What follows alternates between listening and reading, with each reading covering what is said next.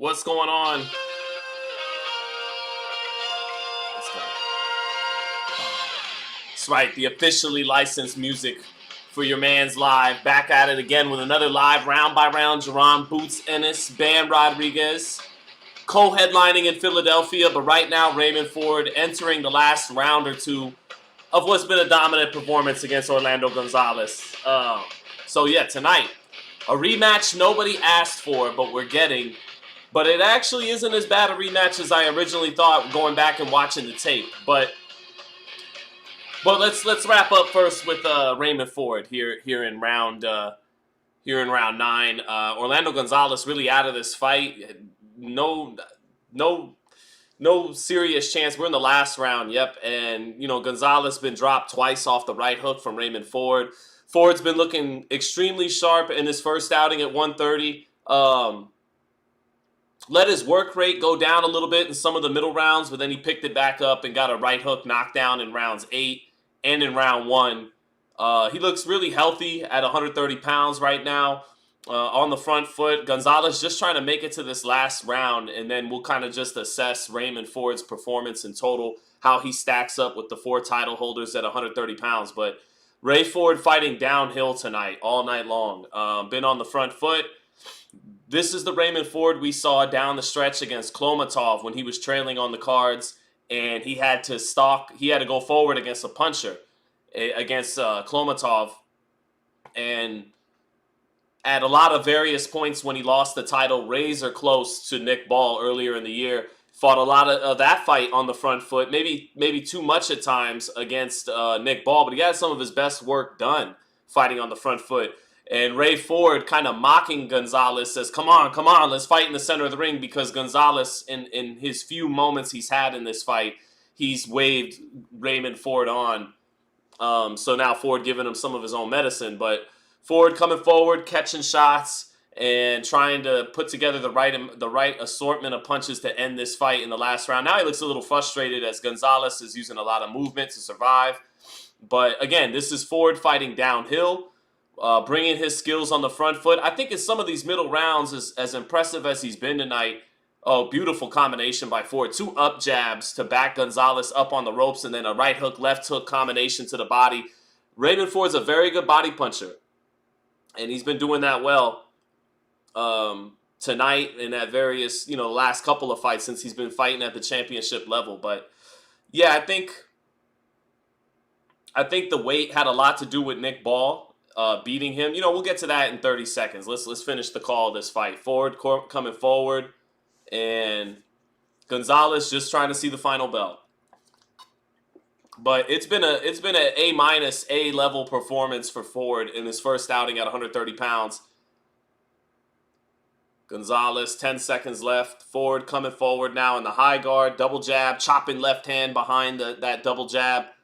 Right hook lands for Ford. Gonzalez trying to catch him in between shots with a straight left hand, and that'll do it for the fight. Ford doesn't want to touch gloves. He gets 2 knockdowns. I think he's a little frustrated with Gonzalez fighting to make it to the final bell, and Ford kind of looking happy and confident with what he did, but also a little unfulfilled. Looks like he really wanted that knockout. But all in all, 2 knockdowns off the right hook. I mean, really strong performance for Ray Ford. Now we can assess it in total. He started the fight beautifully, dropped Gonzalez with a right hook. His power, his speed, and his frame all look good and healthy at 130 pounds. And I don't want to take nothing away from Nick Ball, because Nick Ball was, walked away the winner in a fight that could have went either way, but they fought the fight a little bit more on Nick Ball's terms, and so Nick Ball edged that out, and he was the better man that night in Riyadh. But I think Ford, he didn't really want to make 126 pounds anymore. It was that he had a big payday from the Saudis, so he jumped on it. He took the money, and it cost him his title, in some, you could say, because in a razor-close fight against a really strong guy on the inside, like Nick Reckenball, he needed to be hydrated and strong and healthy, and, he was not to the best of his capabilities, and it kind of helped cost him his title at featherweight. But now at 130, he just looked more filled out, and he can box because he showed that on the rise, but now he's been fighting downhill his last 3 fights. I do think in these last 3 fights, as good as he's fought going downhill, he will have rounds where he's not as consistent all through the 12 rounds. He'll start to get away from his jab. His punch output will go down a little bit, and his feet will get a little flat. He'll start plodding a little bit as opposed to, mowing his man down on the front foot with steam, coming with steam. He'll start to plod a little bit and kind of let long moments in rounds kind of get away from him before he turns it back up. But other than that, he started and closed pretty strong, and he's young. And at 130 pounds, Navarrete didn't look good in his last fight. He's dropping back down to defend his belt against Valdez. O'Shaquie Foster is, into his early 30s now, so he's not as youthful as Raymond Ford. Lamont Roach is good, but, I don't think he's a small guy at 130. And then Anthony Kakache, the guy who upset Joe Cordina in Saudi earlier this year. I don't think any of those guys are heavy favorites against Raymond Ford. Ford might be the favorite against those guys because he's younger than them, and he looks strong at 130 pounds. So I think Ford's going to wind up winning a title at 130 pounds. It's not a super elite division. It's got good title holders, but not special great title holders. So, but at the same time, you put him in with Emmanuel Navarrete, and who might outwork him, might throw more punches. I think Raymond Ford beats Emmanuel Navarrete, but still, Navarrete can punch. He's awkward. He's long, and he has that power and throws a lot of punches per round. Ford, like I was talking about earlier, with those inconsistencies in some rounds, that could cost him against the work rate and the power of Navarrete. The way he starts to plod forward sometimes, O'Shaquie Foster might be able to take advantage of that on the back foot, but Foster doesn't throw a whole lot of punches when he's doing his thing on the back foot. And then Roach and Kakache, I think he's just better and more talented than those guys. So I think a world title's coming for Raymond Ford at 130 pounds. But let me say what's up to some people. Shout out to Sean, says Percavated. What's going on, man? Monster Chon said rumors that Canelo and Beterbiev are negotiating for May 5th. I don't believe that, but we'll touch on that in a minute. Does anybody know how the Subriel Matias fight went? I think he won by second round knockout. I think he dropped his guy on a left hook to the body down there in Puerto Rico. So I think Subriel Matias got a knockout. What's up, Kicks God? What's going on? What's up, No Dice? My wife is in the chat. What's up, wifey? So, what's up, Giovanni Quintero? Good to see everybody, man. Good to see everyone. But yeah, I think Ford on his way to winning another title at 130 pounds for sure. Gotta see if he can get back to mixing it up with his back foot game and not only fighting downhill.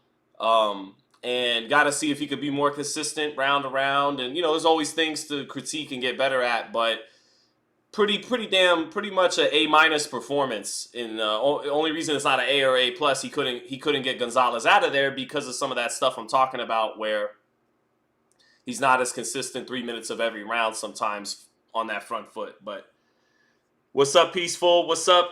Amariki says Big Gucci Sean. I like that. Big Gucci Sean. Troy Perry says, what's up, SZ? What's up, Troy? How you guys doing? We got 2 fights left. So we got Pedro Guevara.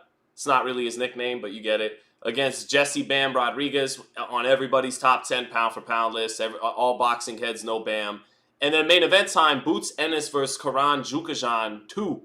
A rematch no one asked for. So let's talk about the main event for a second.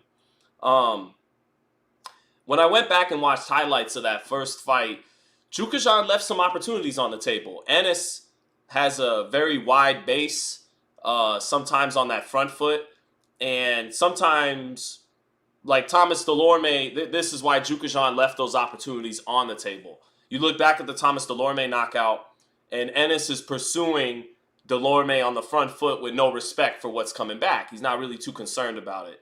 And so he gets caught right on the chin because Ennis, for all his defensive reflexes and talent and ability, doesn't always tuck his chin. And Delorme nailed him right on the chin, And then back came Ennis. I think he was a southpaw when he did this. So I think he landed a looping left hand. He ate the right hand from Delorme and, ate one to give one, knocked Delorme out in one round. And that's why Chukhadzhian left so many opportunities on the table in the first fight. Is sometimes Ennis, his base would get wide. He'd reach to the body. He'd reach with a right hook. There was 2 times in that fight, one time early, one time late, where Ennis loaded up on a hook on the front foot so much he had to spin his whole body around 360 style, like we seen from Deontay Wilder. But he got a little sloppy in trying to pursue this guy who was fighting off the back foot with a lot of movement, excessive movement, and was just trying to survive. And so at times that made Ennis get a little sloppy on the front foot. And Chukhadzhian was in position to land a right hand, to touch him with something.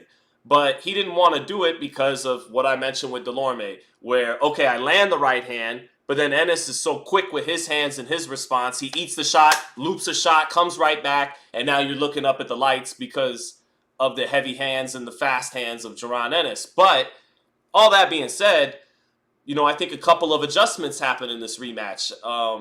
Ennis, if he wants to get better, he has to tighten things up on the front foot. His balance from loading up on shots, not cutting the ring off. He doesn't have a tight high guard. He's got a lot of reflexes and upper body flexibility and movement, but he doesn't have that, like we saw Gervonta against Frank Martin, or the best high guard in boxing, Canelo, who moves the head out of the high guard. Ennis doesn't have that, and that's a very valuable tool on the front foot. You don't need it as much on the back foot, which is really what Ennis naturally is. He's a boxer puncher, counter puncher with power, who's always gonna prefer a guy to come right at him than having to pressure him on the front foot.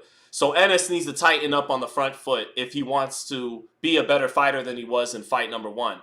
And then for Chukhadzhian, he's got to stop leaving all those opportunities on the table. He's got to let his hands go when Ennis overcommits or Ennis is out of position, or just capitalize on Ennis's mistakes and take some chances. Because you're fighting for the world title for a second time, and no one knows who you are. No one wanted to see you again. So it's not like you could stink the place out and make it into a big fight like this again, a headlining fight in America. So you would like to think Karen Chukhadzhian is going to take more chances, and Jaron Ennis is going to tighten things up, literally tighten things up on the front foot, and you will get a better fight tonight. And you can't be much worse than the first fight. And I think you will get a better fight tonight. Kind of like what we saw from Conceição and Foster. A very dull first fight. More competitive than Ennis was with Chukhadzhian. But both guys did better in the rematch. Conceição loosened up. He let his hands go a lot. Foster let his hands go more. And so part 2 wasn't some great fight, but it was a lot more watchable and enjoyable than part 1. I think it's conceivable you get that tonight. And I think Ennis definitely wins because I've been a big believer in his physical talent and his ability. But he doesn't tuck that chin a lot. And so maybe Chukhadzhian creates a moment or two by actually taking some chances in this fight and makes it a better fight than people are expecting. So, What's up, Fleet? Samantha, I did not post on socials. Feel free to do it. You have access to my socials, my love. Please post these on socials. But I need to see Sean versus Sean Porter in a sparring match. We already did it. It's up there, JP. Go check it out. Ask Val says Shakur Bright Light Stevenson is the best in boxing. I think Shakur is elite, but not the best in boxing. I think, and actually, I got a hot take that I will be saying on my man Sean Porter's show Monday and tonight when I go do a recording with my guy Radio Raheem. Hot take. You guys, what's up, Ishmael Bermudez? What's up, No Dice? All right. So here's tonight's first hot take. I think Keyshawn Davis is a better lightweight than Shakur Stevenson. I think Shakur he did. He started at 126 pounds. And we just haven't seen the Shakur Stevenson of 130 at 135, except for the Yoshino fight. And I know Keyshawn this sounds like recency bias and prisoner of the moment because Keyshawn knocked out Gustavo Lemos in 2 rounds. Still hasn't fought in a world title fight. Shakur has won 4 world titles in 3 weight classes. He was the unified man at 130. All that, right? But ultimately, he started at 26. And Keyshawn is taller than him, got longer arms than him, punches harder than him, and has very good hand speed, very good jab himself. So I think overall, as a package at 135 pounds, if he's not right now, within the next couple of fights, Keyshawn Davis is the better lightweight than Shakur Stevenson. And I'm going to say this again on a couple of the podcasts I do, but the problem for Gervonta allowing these fights to go too long when the public's demanding them is at this point, at 135 pounds, by the time he fights Shakur, and if he beats Shakur, everyone's going to be like, that's cool, we want to see the Keyshawn fight. That's where we're headed right now. Because of if Keyshawn can operate at the level he was at last night, and not everybody's Gustavo Lemos, so he's not going to knock everybody out. But if he keeps realizing his potential, realizing his ceiling, I think that ceiling is higher in these weight classes, 135, 140, than it is for Shakur Stevenson, who had to come up from 126. So there you have it. I think if Tank would have fought Shakur right now, like by this year's end or midway through this year, if he had fought Shakur at some point in 2024, what it does is when you fight the guy the public keeps asking you fight, the public keeps questioning if you can beat, once you beat him, you have a grace period where the fans, I mean, you can make the fans kiss your ass, suck your dick, whatever, if you feel, that's your prerogative. But when you're coming off a big one, this is what Canelo has done to avoid the Benavidez fight. He's accomplished so much. He's beaten Golovkin and Lara and Cotto and been undisputed and unified in so many divisions. And so that builds up a cachet that the fans don't like it, but they got to take it. They can't do shit about it. And Gervonta could technically say he's doing that anyways. But had he beaten Shakur in a timely manner when people really want to see it, then he has a grace period of who the fuck is Keyshawn Davis? I mean, he's going to do that anyways. But, who the fuck is Keyshawn Davis? I don't have to fight him. But right now, you're letting this fight that people are asking for at 135 with Shakur to drag out so long that by the time you fight him and beat him, everyone's just going to be licking their lips for Keyshawn. There's not going to be this grace period of, he did it. He beat the guy. He beat the guy we were asking for. He unified. He took Shakur's WBC, and now he's the man. He's the unified champ at 135. No, what's going to happen now, because he's allowing that fight to drag out so long, if he's going to beat Shakur, and they're going to go, that's cool, you're unified, you're number one at 135. Can you be undisputed? Can you beat Davis, the other Davis, who just beat Baranchyk? Because now he has a belt, and we want to know if you're undisputed. We want to know if you're like Inoue, Canelo, and Usyk, and Crawford. And Beterbiev. We want to know if you could be undisputed now. We want to know if you could beat Keyshawn Davis. And so, not right now. Right now, the fight at 135, it remains Gervonta Davis against Shakur Stevenson. But it's only going to take one or two more performances like that from Keyshawn. And I think Keyshawn has what it takes to dominate Denis Baranchyk for the WBO title. And the fight at 135 becomes Davis versus Davis. And how many of these big build-up fights are going to go by, whether it's his fault or the other guy's fault, that are going to pass by Gervonta? Because first it was Loma. Well, year after year after year after year after year went by, and then you made an offer, but now he's got one foot out the door considering retirement. And Devin Haney, wanted to see Devin Haney. Devin Haney made an entrance into the lightweight division, became undisputed, and left, all in an era where Gervonta was there.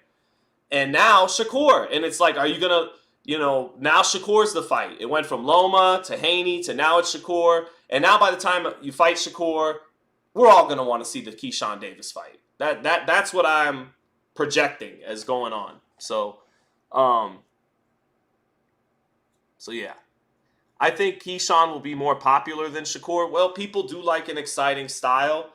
Sometimes it's hard to project who's going to be the bigger star. Winning is so important to that. People do love a winner, regardless if they love your style or not. If you keep winning fight after fight, you're going to get over.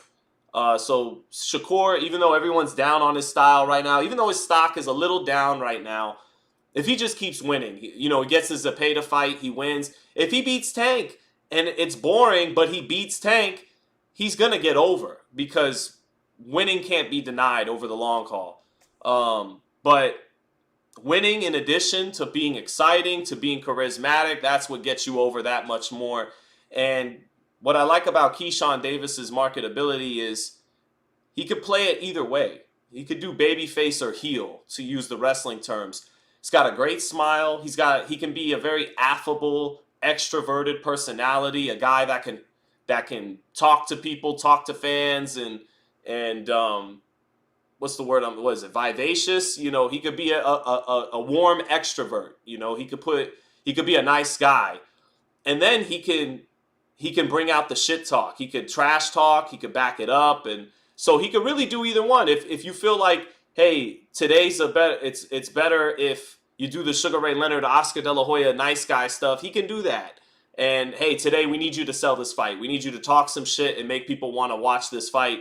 He's pretty good at that too. So, sky's the limit for Keyshawn Davis. Last night is what American boxing needs more of, is exciting performances that live up to or exceed expectations in front of passionate fan bases. So hopefully that's what Jaron Ennis can do for American boxing's sake tonight, because Ennis, he is supposed to be the next great American welterweight or junior middleweight, and so we'll see, if he can keep that going tonight, or if Chukhadzhian takes advantage of some of his flaws. For all that talent Ennis has, and his talent is awesome, but there's some flaws here and there. That chin isn't tucked. On the front foot, Jukan exposed a little bit. He's not as great on the front foot as he is on the back foot. You see that with guys like Teofimo Lopez. Very same kind of thing. Extremely talented. I think Ennis picks his hands up better than Lopez does on the front foot, but Lopez a lot more accomplished than Ennis. So,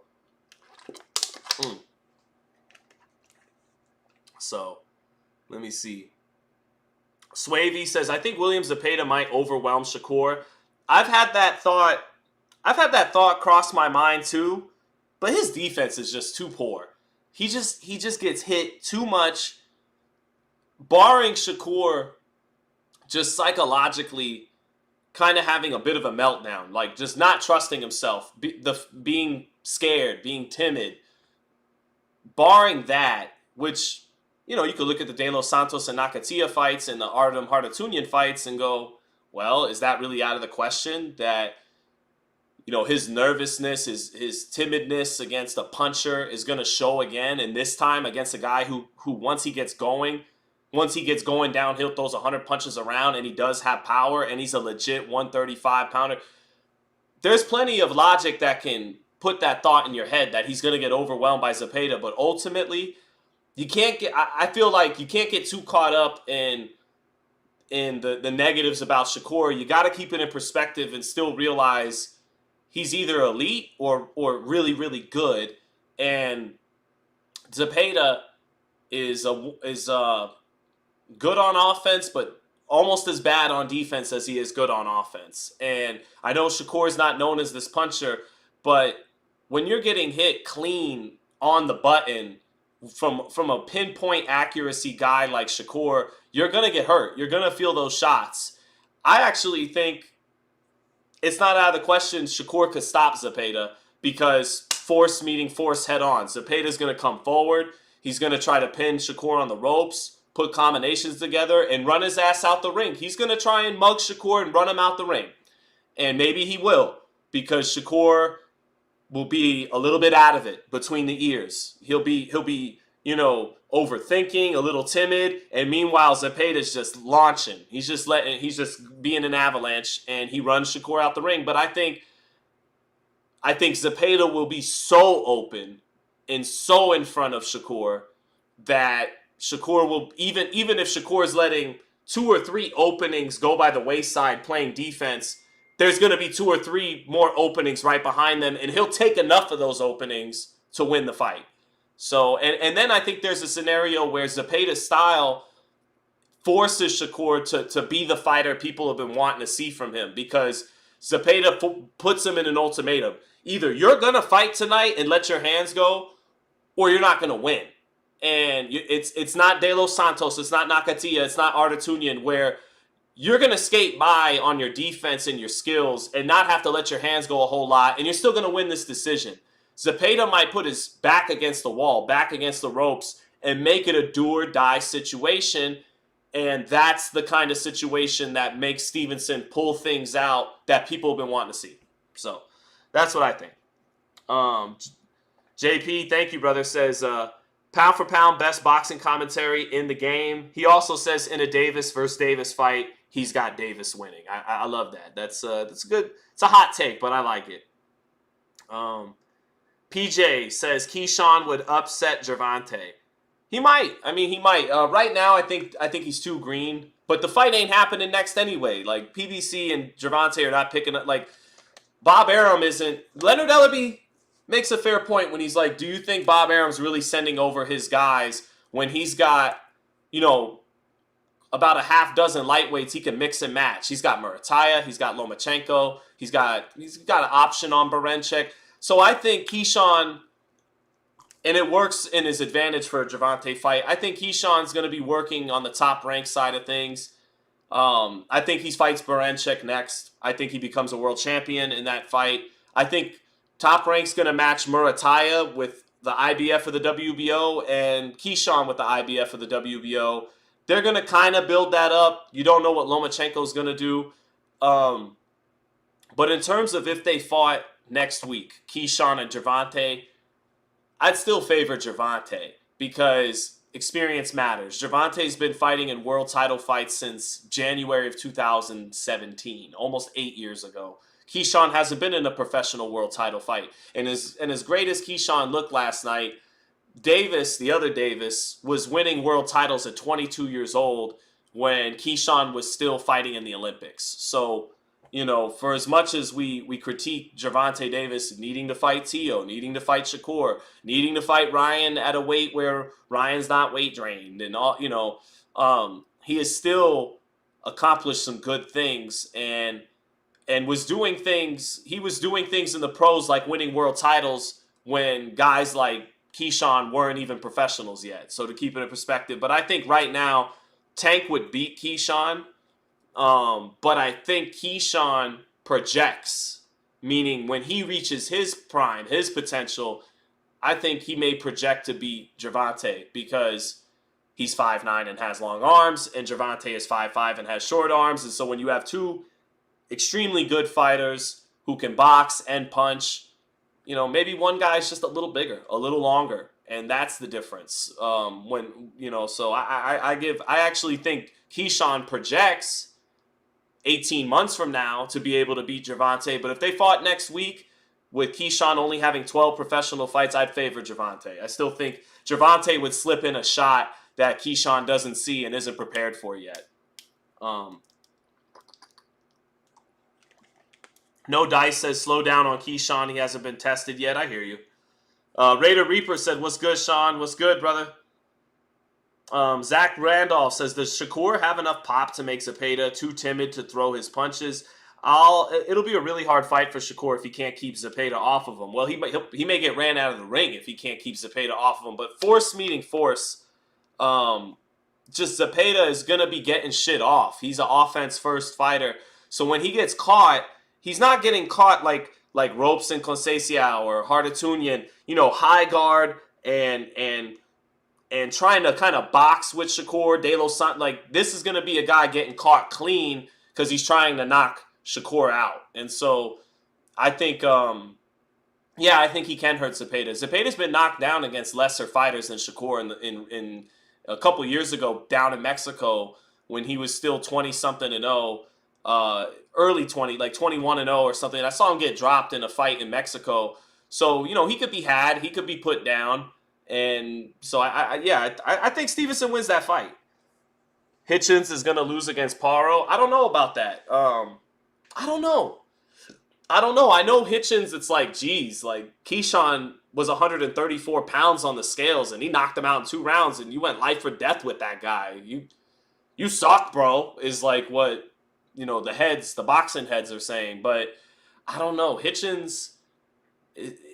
Let's see. He might be getting a little slept on heading into that fight. Maybe it's my American bias, but may the best man win. But I kind of think Hitchens is gonna win that fight.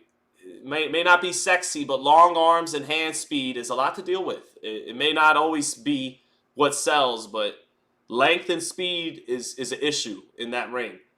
But I understand so is Hitchens' lack of punching power and a lot of other things. But all right, round one, Bam Rodriguez, that beautiful stance, beautiful southpaw, bouncing his feet, coming in the high guard, but he's going to shift his weight around in that high guard. There's a lot of liveliness in that high guard. It's not a static high guard. It's a dynamic high guard that comes with different looks. Sometimes going to drop that lead hand, pick it back up quickly. All kinds of tricks and maneuvers and angles and positioning by pound-for-pound elite Bam Rodriguez starting in round one against Pedro Guevara. But right now, Rodriguez working that lead hand, working the jab to the body, trying to set up a right hook up top on the front foot, backing Guevara up.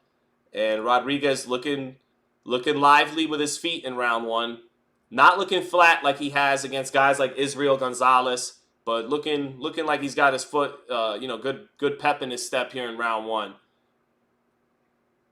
Rodriguez, good right hook to the body by Rodriguez, applying pressure on Guevara, not plodding forward, bouncing around on his feet, cutting Guevara off, and then bang, getting that right hook in the body to get going here in round one.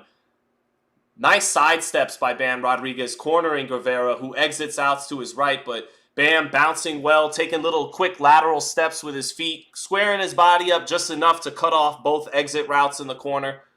And Guevara moving out to his left. Guevara using a lot of movement here in round one. Rodriguez not wasting punches, not reaching, but trying to find him with the lead hand a little bit, get the distance down, and then unload. Straight left hand to the body by Bam Rodriguez, touching Guevara with that jab, cornering him, and then knifing in that straight left hand to the body and catching what's coming back from Guevara. Good straight left hand to the body again by Bam Rodriguez. Waiting until he gets Guevara's back near the ropes where those exit routes aren't as easy as they are in the center of the ring, and then touching that body. Such a high IQ from Rodriguez there, chat, because what's Guevara doing? He's moving. He's on his bike. Straight left hand to the body again by Bam Rodriguez. Well, how do I make this mover settle down? Old school boxing 101. Go to that body. Put water in that basement, as Teddy Atlas would say.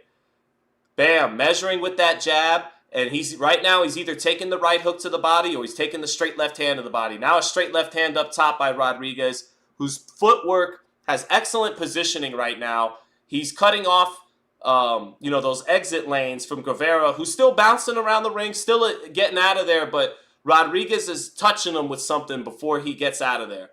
Right hook from Rodriguez, kind of keeping Guevara on the ropes with a jab, kind of holding him in place and then hooking off of it. Kind of knocking him on the top of the head there. 10 seconds left. And good opening round by Rodriguez. A 1-2 by Rodriguez. Guevara trying to counter with the left hook. You got to be wary with those counters from these guys using excessive movement. Kind of fighting to survive. But they're going to try and sneak you with a sneaky counter here and there. But Rodriguez was defensively responsible on his 1-2. Got the glove up to catch that counter left hook. And that's it for round one. 10-9 Bam Rodriguez. Oh, man, what happened with the chat? We had like 150 people in here, and then it thinned back down to 70. Sheesh.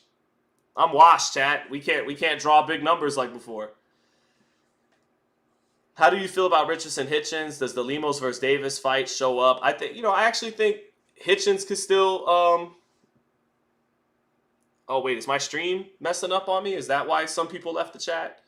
Chat, how's our stream looking?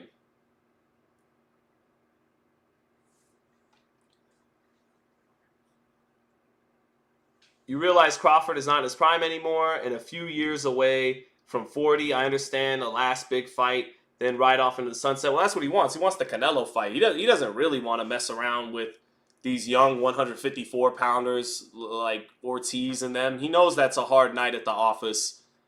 And, you know, like you said, he's almost 40. He wants to cash out with a big Canelo fight, and he might get it. Round 2, Rodriguez back on that jab.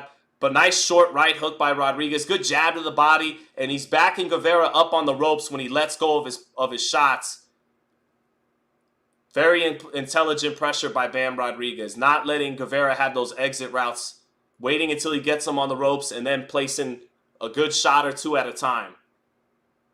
So what Bam's doing right here, he's using that great footwork on the front foot and not reaching for punches in the center of the ring. He's cornering, he's cutting the ring off, he's pinning Guevara on the ropes or in the corner, and knowing where he's at distance-wise with his lead hand, just touching with it, and then he lets go of a shot. He lets go of a right hook. He lets go of a 1-2.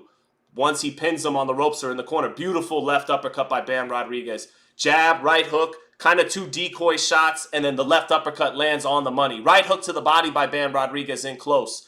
Tightens up the high guard. Now Guevara plants his feet a little bit. Good body shot by Guevara. But Rodriguez wants Guevara to plant his feet. He's making him plant his feet because the movement's not working.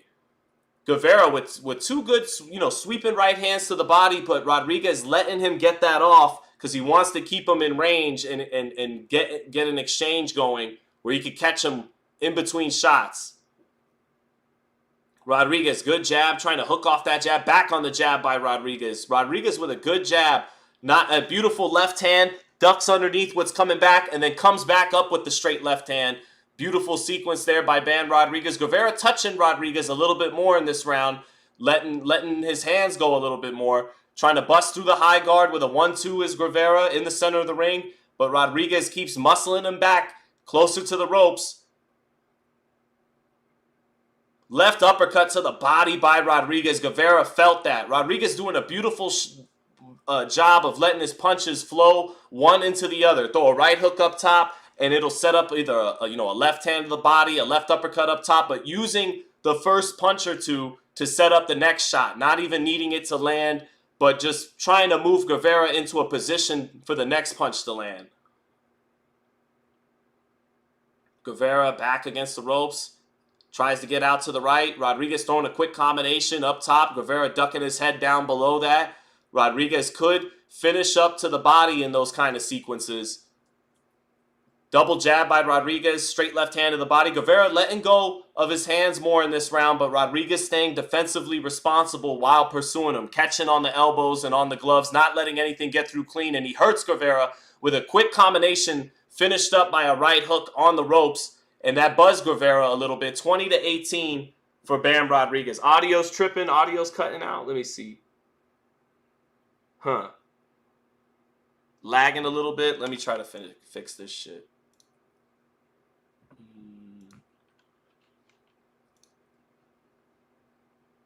Damn. Well, I apologize for technical difficulties, chat. Audio's good now? Let me see.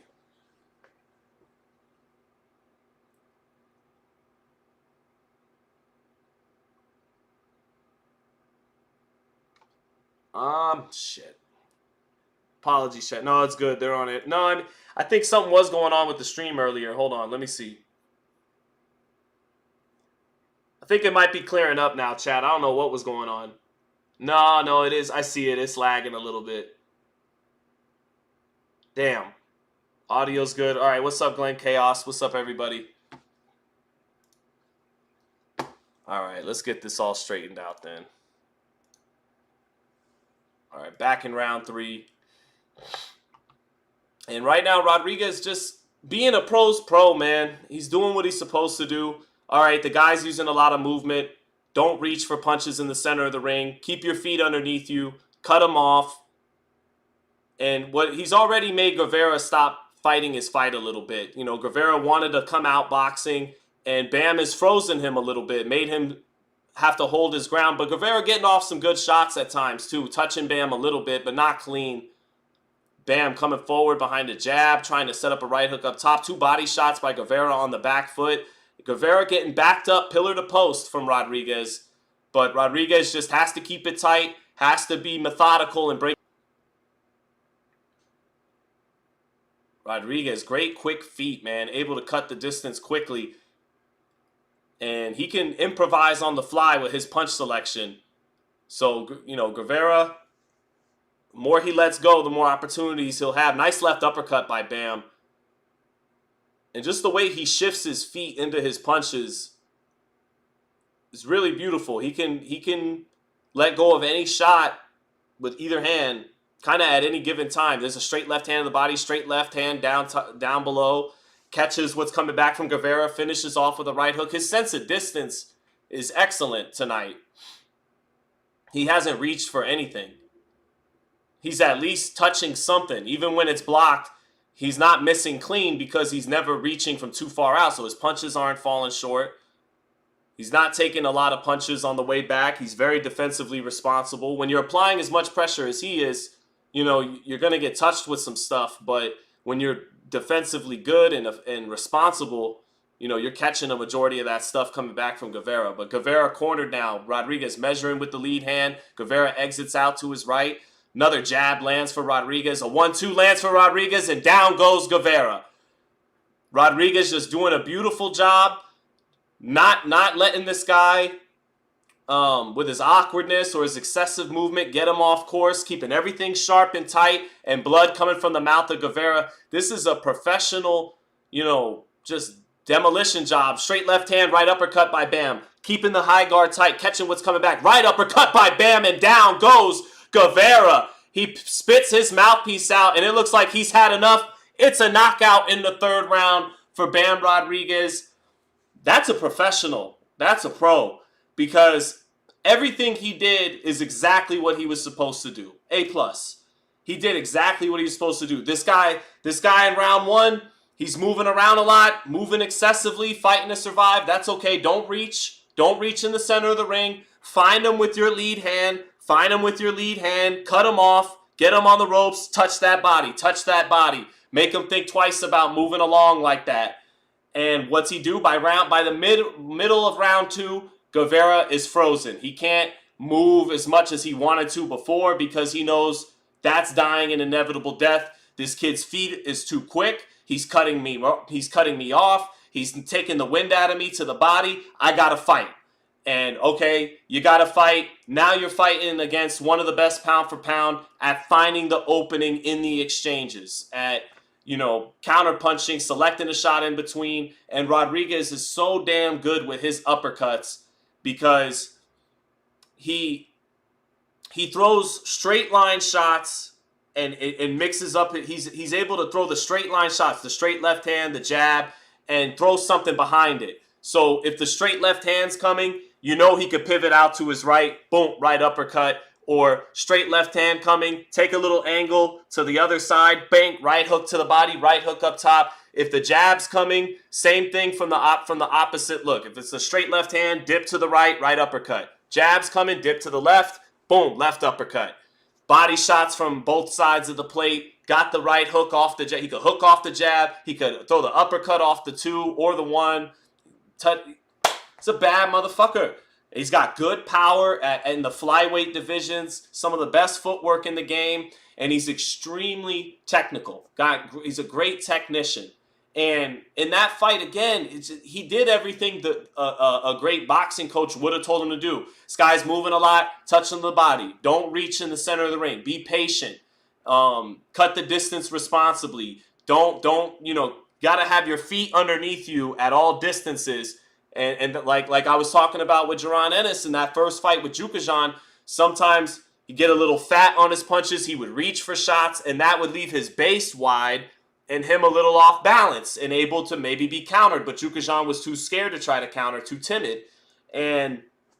But Bam, everywhere he went, his base wasn't wide. Everything was tight. His feet were tight. His high guard was tight. He always threw something and expected something coming back.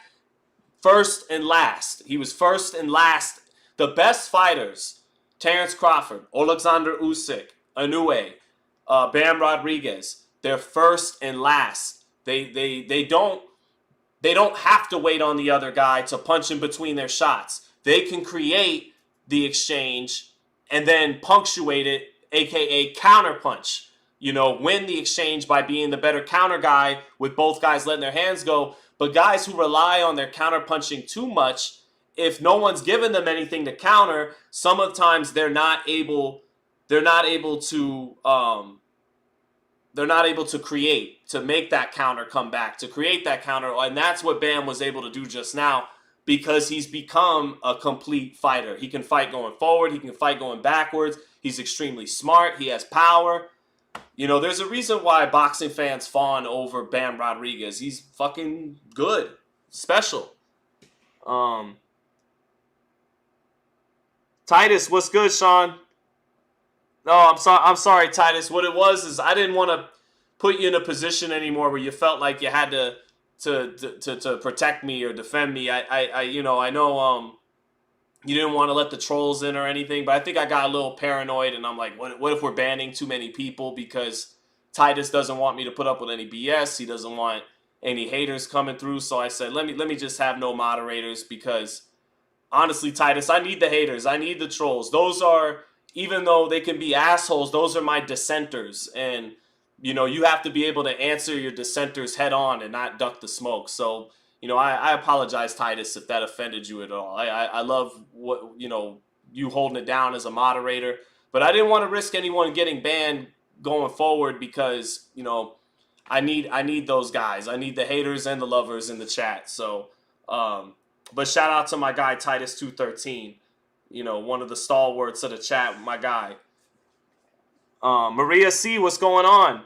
Charles Radley says, oh, thank you, Titus. I really, thank you, Titus. I appreciate you, just being a good guy and helping me out in the chat. So, my brother Titus, thank you. So, is Spence done, Sean? Well, 1 second, we'll get to Spence, but Bam Rodriguez, man, let's give him this flower. We have. He's a boxing dork's favorite. He's the hardcores, one of their favorites. Here's the question for Bam Rodriguez: Is he too small to beat Junto Nakatani? Is he too small to beat Naoya Inoue? Because he's certainly not too good to fight against them. The skills ain't an issue. He has the skills pound for pound to fight anybody in the world today. But he is about 5'2". And Junto Nakatani is 5'7". He's very tall. Just the height makes... you're asking Bam to cut distance against a guy about a half foot taller, and he has to navigate an accurate guy with real power on the outside. It's literally a tall order for Bam Rodriguez, but he could pull it off. I would favor Nakatani because he's big. It's not that he's better than Bam. If you shrunk Junto Nakatani down to 5'5", I pick Bam. But at 5'7", that's almost half a foot taller than Rodriguez. That's a tall order. And then, Inoue's all the way up at 22. This kid would have to move up a couple of weight classes. And without beating those guys, how does he become a star? And that's an uncomfortable truth that boxing heads have to wrestle with and grasp. That as great as little Bam Rodriguez is, and he's great. I love him. You guys love him. If you love boxing, you love Bam Rodriguez. But can he move the needle at 115 pounds? At 118, 100? Can he move the needle? Can he? Now, I think he's got a real shot because Mexican fans love boxing, and because they love boxing, they know boxing, and they know a great fighter when they see one. And so, despite him not being from Mexico, that hurts you a little bit sometimes with Mexican fans, but he's so damn good that it might not matter. Maybe he doesn't need to fight Nakatani and Inoue. Maybe he just needs to fight an old Chocolatito, but Chocolatito's old. I think if Chocolatito was still Chocolatito and Rodriguez beat that guy, I think that'd be enough to get over as a headliner. Because Rodriguez, he headlined in Arizona against Sonny Edwards, but he's fighting as a co-main event tonight. I'm talking about a bona fide headliner, a guy that can consistently draw 10K plus as the main event.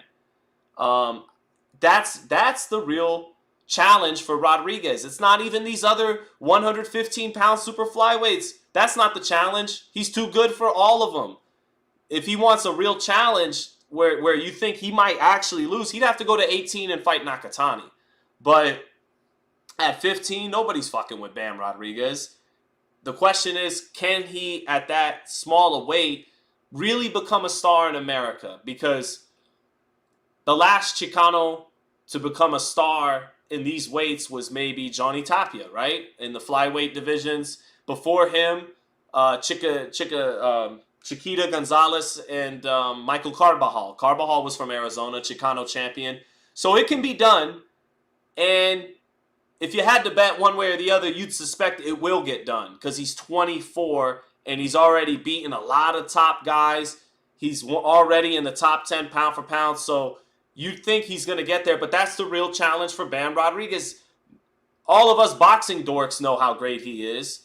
Can we convince any normal casual fans that hey, you need to watch this guy who's 5'2" and weighs 115 pounds? That's going to be the challenge. But I think he's so good that he's going to get it done over the long haul.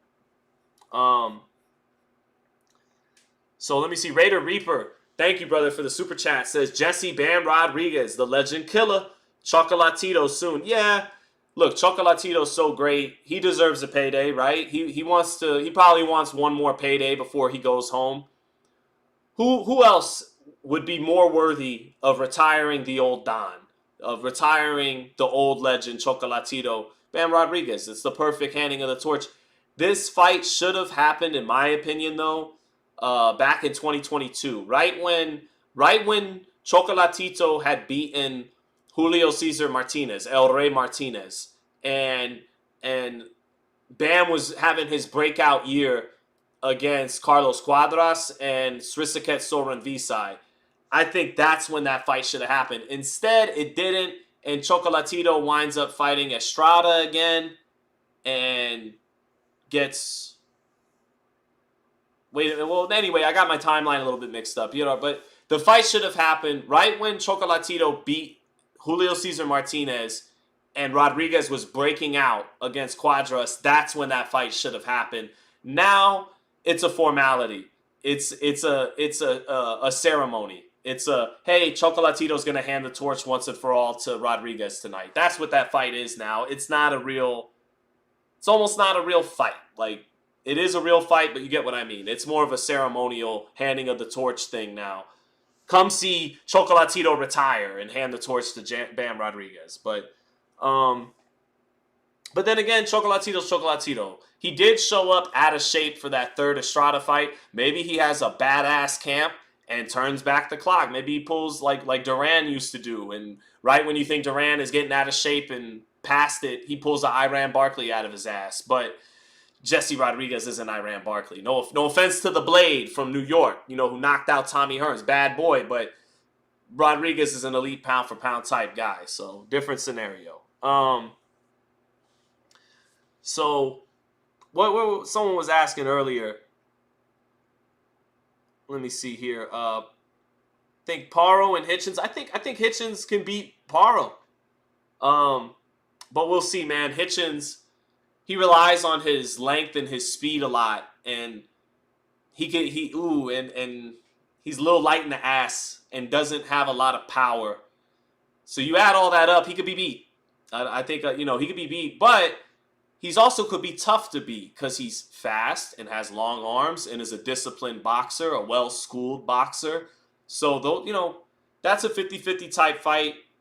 Paro's got to crack him and crack him good. But I could see Hitchens outboxing him and winning a decision. I really could. So we'll see. I'm really looking forward to that fight. Not only was I was already looking forward to that fight. Two undefeated guys for the IBF title, both legit think they're going to win that fight. But also looking forward to it to see just how real was Keyshawn's win over Lemos. Because if Hitchens does what I think he can do and win a decision against Paro, then wow. That puts a wow factor around what Keyshawn Davis did last night. So Frank versus Keyshawn is still a good fight. I'd favor Keyshawn, but that is a good fight. Raider Reaper telling me that supposedly Chocolatito didn't want the fight with Bam, But after that sparring session a few months ago, he said he's down for the fight now. Yeah, that's one way to spin it, Raider, but I just think the old man, if he's still fighting, you want to make some money. And the payday fight is Bam Rodriguez. So I think that shapes up to be his last hurrah, his last payday. But Bam has said repeatedly he doesn't want to fight. He loves Chocolatito. He has a huge amount of respect for Chocolatito and is following in his footsteps a little bit. Maybe you see a little bit of what, like Canelo Cotto, where, not take credit away from Cotto, but Canelo fought that fight with a lot of respect. Part of that was his flaws in his style back in 2015. He wasn't on the front foot enough. He was a little bit too much of a boxer and the boxer puncher. But also I think he had a lot of respect for Cotto and wanted to take the title off of Cotto, but didn't want to knock him out. And maybe that's what you get from Bam against Chocolatito. But if you're watching at home, look at these highlights of Ennis. See, he misses a right hook and turns his whole back. Look how wide Ennis's base gets on that front foot sometimes compared to what you just saw from Bam, who kept it very tight with his feet. Look at how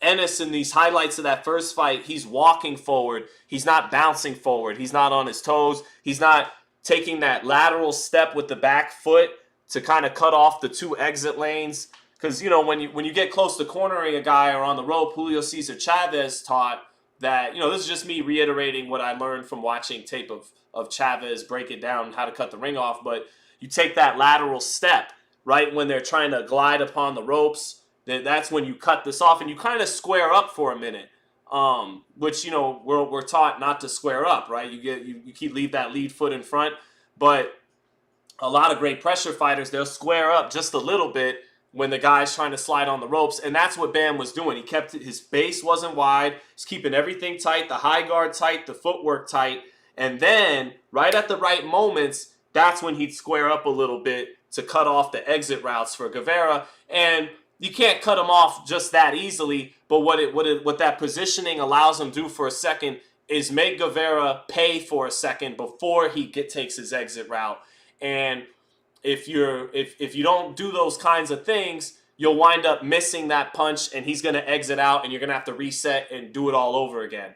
But if you're able to cut him off for just a second and make him eat something on his way out, you do that over and over again, and that's how the guy slows down. That's how he stops moving so much, and that's how you handle your business. But, if Ennis hasn't improved from the first fight and he's still too wide with his base, and then it might just be a more competitive fight Karen Chukhadzhian's way, where Ennis still wins, but you're left saying things like he's a high, the harsh people online, they're gonna, wow, this dude's exposed, he's all these things.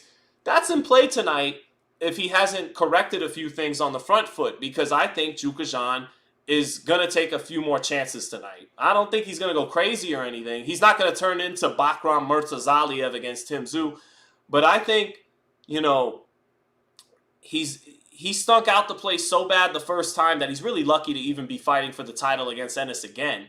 But if he does it again, his chances of fighting on a headlining fight in America, slim to none if he stinks this place out again. If he gets knocked out but has some moments against Ennis, he'll be invited back to the party again. People will want to see that again. But so ultimately, I think Chukhadzhian takes a few more chances. And I think it's a better fight than the first fight. And it's up to Ennis to literally tighten a few things up in his game to produce what he wants to produce tonight. If he doesn't tighten things up, he's so fucking talented, he's still in all likelihood going to win. But he's going to have moments that people jump on big time and will make people say he better stay at 47. He can't beat Bakram Murtazaliev or Crawford or Ortiz with that shit that Chukhadzhian was hitting him with tonight. We'll see.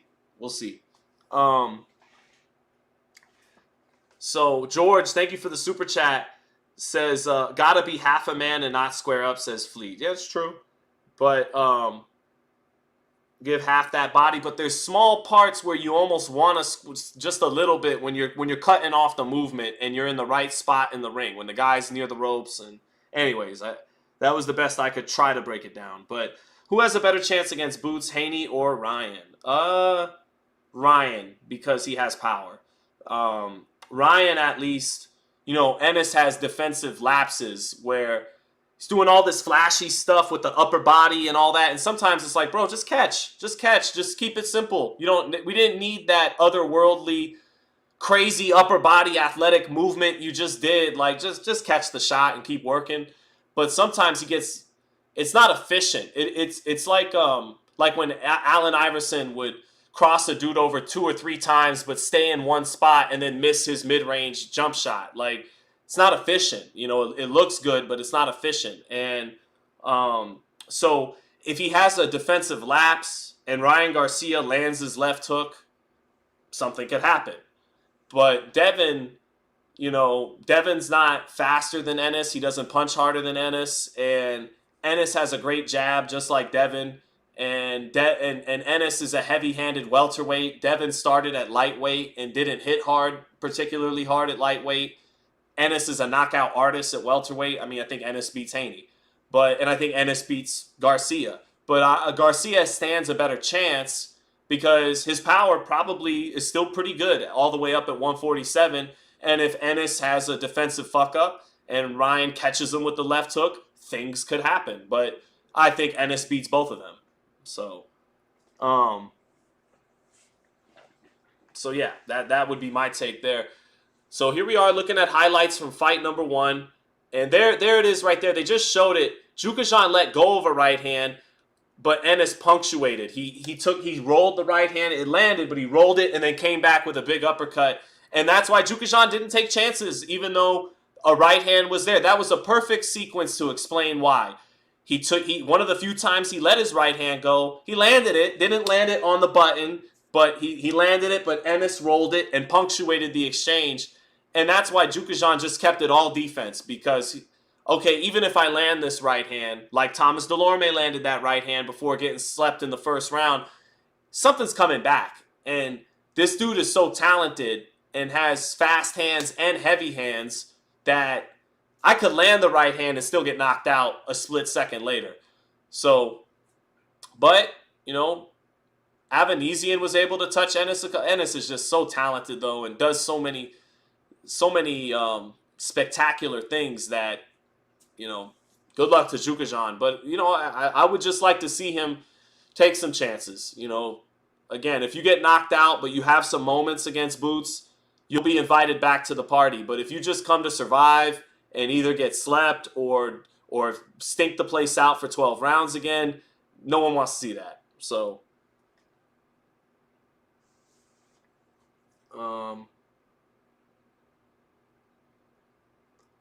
let's see.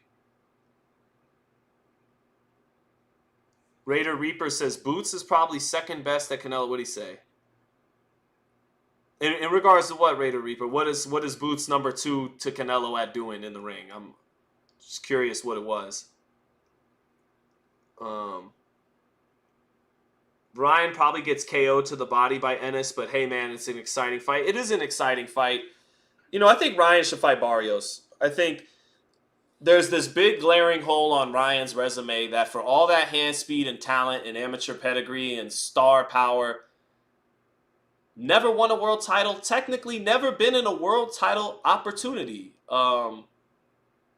Maybe a version of the WBA belt was on the line when he fought Tank. I think it was. Technically, he couldn't compete for Devin's WBC title because he missed weight, blew weight. So Ryan has never won a world title. And there are guys with not half the physical gifts that Ryan Garcia has and not a tenth of his star power that have won world titles. In the 4-belt era, it's egregious that Ryan Garcia hasn't won a world title. So I like the Mario Barrios fight. I like it from a competitive standpoint. Barrios isn't the talent that Ryan is, but he's very fundamentally sound, very focused in there, and is kind of an antithesis to Ryan. He's a quiet, more stoic guy who gets by on being technically sound, but he's tall like Ryan. He's not physically outgunned. He has power. He doesn't have the power Ryan has, but he has the power that if Ryan gets sloppy and caught, he could get put down or put out. I love Ryan Garcia and Mario Barrios, 2 Chicano fighters They could fight in Texas. Ton of Mexican American and Mexican fans could come out, fight in Barrios' hometown where he's the champion, but Ryan's the star. And if Ryan beats Barrios, Ryan's a WBC world, like that legitimizes Ryan to a level he hasn't been before. He wins the title. So I like the Barrios fight. But now coming to the ring, we got Karen Chukhadzhian and Jaron Ennis. Main event time about to kick off. National anthem from Philadelphia. My man Gustavo Fontalba, WBC interim against Luke Campbell, I recall, George, and that was some amazing finessing by the WBC. They were somehow getting 3% off of everybody. They were like, let's give Loma the franchise title. Let's give Devin the regular title. And let's give Ryan the interim title. And that way, we get 3% off of every grade A level hustling at that time by the WBC. But Gustavo asking my man Gustavo said, how was the Bam fight? A+. Bam did everything correct. Cut the ring off beautifully. Was patient. Didn't reach for punches in the center of the ring. Very accurate. Kind of just showed everything on the front foot, and that was an extremely professional, elite performance by Bam. He handled his business against a guy who was a couple levels below him and handled it, in professional fashion, and not, didn't waste anything. Was very efficient. So let's see. Barrios beats Garcia. That'd be a good ass fight. I love that fight. That's the fight to make Ryan legit, because it's like he gets some rope for getting knocked out against Tank because he was weight trained. He gets credit taken away from him for beating Haney. Literally, he doesn't get to keep the win because the Ostarine and blowing weight. So beating Barrios it legitimizes his promise, his talent. It's like now there's an actual accomplishment to his name, not just the stardom and the left hook and the fast hands and the good looks. He's done something legit now. He's won a world title against a legit welterweight. So I love that fight. Ryan got caught and that's all, and now he's a cheater. Yeah, I mean, did get caught. He did cheat, and but people deserve a second chance. I was just talking to Alicia Bumgardner on Sean's show. Whether you believe her or not, she deserves a second chance. Hell of a fighter like Ryan, marketable, really good, really talented. Messed up, and that affects how a lot of the public views what's going on. But ultimately, it's America, right? We got to give a second chance. So I could say something funny about America and second chances, but I'll refrain. I'll refrain. Let you guys guess what it was in regards to America and second chances. But national anthem being sang. And I love seeing this back-to-back nights where American fighters are fighting in front of their hometowns. American fighters who aren't there yet. And Jaron Ennis and Keyshawn Davis got a lot of talent, got a lot of people that believe in them in the American boxing scene, but aren't there yet as true bona fide headliners. You have to build a foundation, and your foundation is your hometown, your people in your hometown. And they both have been able, in back-to-back nights in America, where we're losing everything to Riyadh season, have been able to sell 10,000 plus in their hometowns. And Keyshawn delivered. If Ennis delivers, this is the great reset for boxing. We can't keep shoehorning fights in Vegas and not having a right foundation and infrastructure for American champions. They got to fight in their hometown. They got to sell in their hometown. They got to show out in their hometown. When they have that environment, 10,000 people plus, they got to deliver. And they got to do that time and time again. And then those hometown fans, when it's time, when it makes sense, they will spend their money, come out of pocket, and travel with you to Vegas. Most recently, I see David Benavidez accomplish that. Knocked out a string of overmatched guys in Arizona, the David Lemieux, the Kyron Davises, but he showed out. He sent them home happy a number of times. So then when it made sense, when the Caleb Plants happened, the Demetrius Andrade happens, now they're willing, you're a proven product in your hometown. They're willing to come and travel with you and sell it out in Vegas. So this is a very good step for Boots. You know, he did it against David Avanesian, and now he's got Chukhadzhian. Now comes the hard part. You gotta deliver. You gotta get a knockout. So, um, look, I don't want to do an impersonation right now. Karen Chukhadzhian coming to the ring. Jaron Chukhadzhian, we like Karen Chukhadzhian, right? But I don't have a good Trump right now. I haven't been feeling that. I had that impersonation a couple years ago, but um, so let's see. It was on.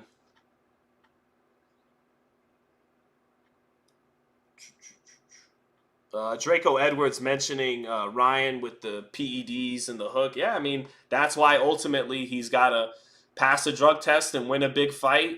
And if he can do that, you know, get by the drug test and come out of the other side clean, and then beat a Mario Barrios, beat Devin in a rematch, then he's legit. Then you know you can't take nothing away from him. But for right now, that dark cloud is gonna hover over him. Is you know, he's got to prove himself. So. Anyways, back to the main event tonight. Boots Ennis set to come to the ring. He's got Philly out. He brought Philly out pretty good. They look pretty excited. They were excited in Norfolk last night for Keyshawn. And this, to me, it feels like this is kind of the beginning of the great reset in American boxing. We've bottomed out. You know, PBC only having 5 cards this year. Top Rank almost never putting on 10,000. They did last night because they went back to the roots, to the essence. You got to take a talented kid and you got to build him up in his hometown in front of his base, and then you got to take those steps to get a guy ready for the bright lights of Vegas or Madison Square Garden or whatever. So this kind of feels like between him and Keyshawn, this is the beginning of a reset for American boxing, back to basics. So.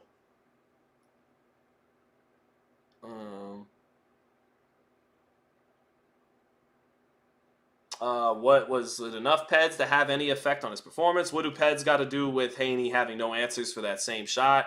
Haney didn't. I mean, it was a technical flaw everybody's touched on. The right hand was too low. He got hit with the left hook. They got to fight again, though. You know, can Haney improve his technical flaws? Can Ryan produce the same performance, making weight and passing a drug test? But enough of Ryan and Devin. You know, Jaron Ennis coming to the ring now. Who's the rapper, chat? I've seen. Is that G Herbo? Is that? I don't keep up with the music game, period, in the last 10, 15 years. Shit went to trash. But can someone help me in the chat that is watching? Was that G Herbo with Jaron Ennis? Ennis coming to the ring. White trunks, white gloves, brown trim, boots across his chest, sequins. A little bit of purple fur sprinkled on it. Some spikes coming out his shoulders. So a little bit of a callback to the Road Warriors from WWF, Animal and Hawk. Got some spikes coming out the shoulders. And Jaron Ennis, you know, still, you know, he kind of reminds me of Terrence Crawford and Errol Spence, the welterweight champions that preceded him, where, you know, he's got a charisma that connects with some people, but at the same time, kind of not a lot of charisma. I know people love Crawford, super competitive. He'll slam big dudes. He'll fight anyone, he'll wrestle anyone. Anything he competes at, he wants to win. He has a wisdom to him about life. Errol Spence, you know, money smart guy, man of few words, but you know, has that straightforward Texas line. You know, but I don't think either guy had that super magnetic charisma, and yet. It'd be an overstatement to say they don't have any charisma, but that's kind of Ennis to me. Is like he doesn't have this big, great personality.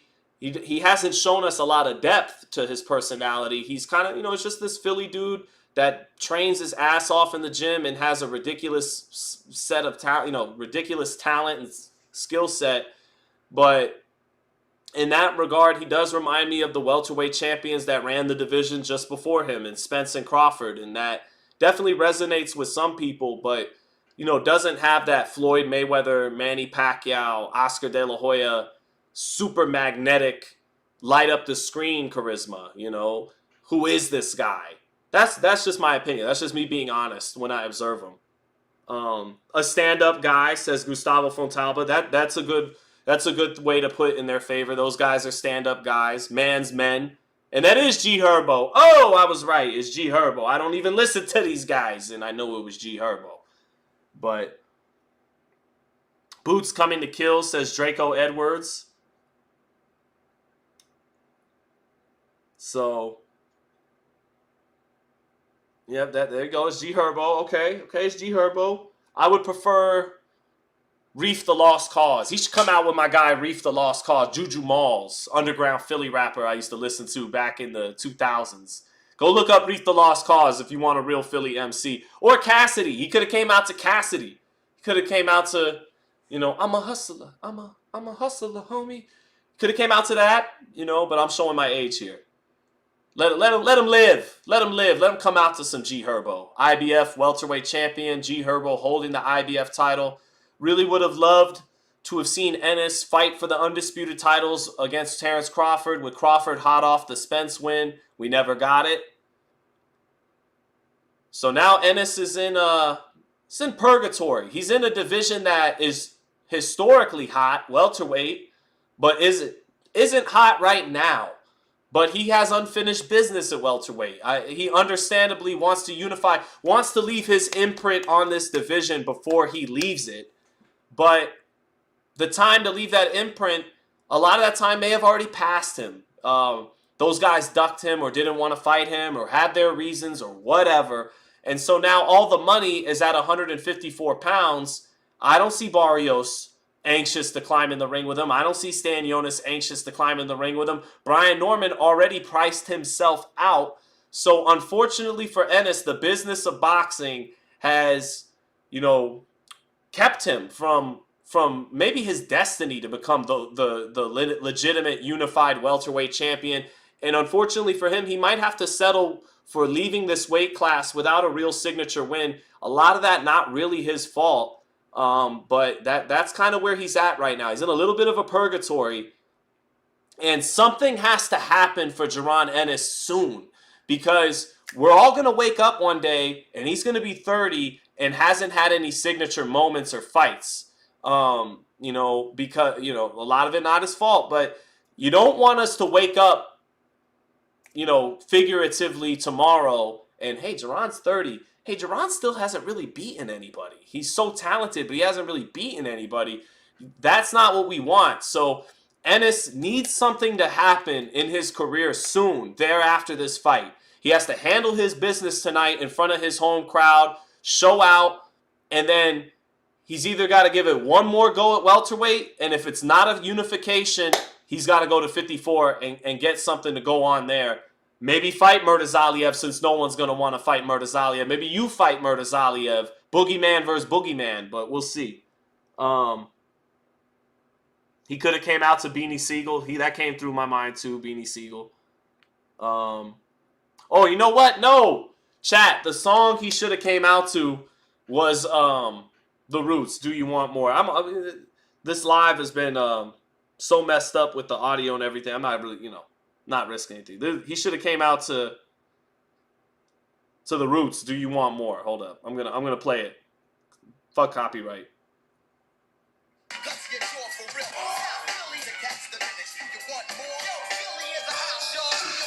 South Philly in the house, y'all. Do you want more?